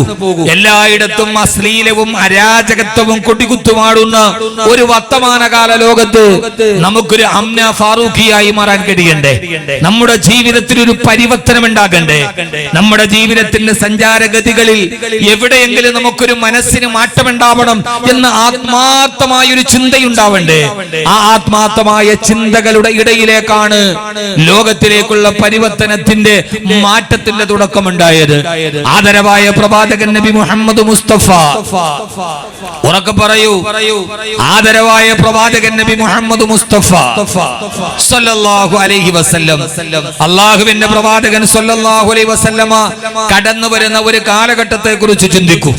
ഇന്ന് നാം പറയുന്നു കൂരാകൂരിട്ടാണെന്ന് നമ്മുടെ ചുറ്റുഭാഗത്ത് യുവാക്കൾ, യുവതികൾ, ചെറുപ്പക്കാർ, വാർദ്ധക്യം ബാധിച്ചവർ എന്ന് വേണ്ട, മാതാവും മക്കളും തമ്മിലുള്ള ബന്ധത്തിന് പോലും പുതിയ മാനങ്ങൾ കടന്നു വരുന്ന ഒരു ലോകം. ഞാൻ അതിന്റെ വിശദാംശങ്ങളിലോട്ട് കടന്നു പോകുന്നില്ല.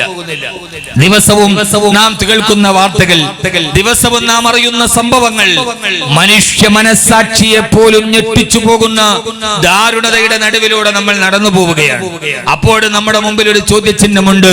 ഇതിനൊരു അറുതി ഉണ്ടാവണ്ടേ? ഇതിനൊരു മാറ്റം ഉണ്ടാവണ്ടേ? എവിടെ നിന്നാണ് ആ മാറ്റം ഉണ്ടാവുക?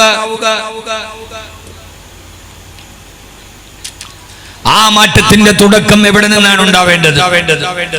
ഇന്നെല്ലാവരും പറയുന്നുണ്ട്, സ്ത്രീകൾ വഴിതെറ്റുന്നു, യുവതികൾ വഴിതെറ്റുന്നു, യുവാക്കളാ വഴിയെ പോകുന്നു. ഈ സമൂഹത്തിന് ധാർമ്മികമായ ബോധം പറഞ്ഞു കൊടുക്കേണ്ട വൃദ്ധ തലമുറ പോലും ഈ അശ്ലീലതകൾ അവരുടെ ഹൃദയത്തിലേക്ക് വല്ലാതെ ബാധിക്കുകയാണ്. സഹോദരങ്ങളെ, ഞാൻ നീട്ടിപ്പരത്തി പറയുന്നില്ല. എന്നേക്കാളേറെ വർത്തമാനകാലത്തിന്റെ ദുരന്തങ്ങളെ നന്നായി തിരിച്ചറിഞ്ഞവരാണ് നിങ്ങൾ. ഞാൻ ചോദിക്കട്ടെ, എങ്ങനെയാണ് ഈ മാറ്റം ഉണ്ടാവേണ്ടത്? എവിടെ നിന്നാണ് ഈ മാറ്റം ഉണ്ടാവേണ്ടത്? ഒരു സിംപോസിയം കൊണ്ട്, ഒരു ക്ലാസ് കൊണ്ട്, അതല്ലെങ്കിൽ നാം എവിടെയെങ്കിലും നടത്തപ്പെടുന്ന ചില മണിക്കൂറുകളുടെ ഉള്ളിൽ നാൽച്ചുവരുകളിൽ ഒരുമിച്ച് കൂടി ഒരു സമൂഹത്തിനോട് വാഴ്ന്നു പറഞ്ഞത് കൊണ്ട് മാത്രം ഈ സമൂഹത്തിന്റെ ഹൃദയത്തിന് മാറ്റമുണ്ടാകുമോ? മാറ്റമുണ്ടാകണമെങ്കിൽ ലാ യസ്ലഹു ആഖിറു ഹാദിഹിൽ ഉമ്മ ഇല്ലാ ബിമാ സലുഹ ബിഹി അവ്വലുഹാ. ഈ സമൂഹത്തിന്റെ ആദ്യ ഭാഗത്തിന് മാറ്റം വരുത്താൻ കാരണമായതെന്തോ അത് ഈ സമൂഹത്തിന്റെ അവസാന കാലത്തിന് മാറ്റം വരുത്താൻ കഴിയും.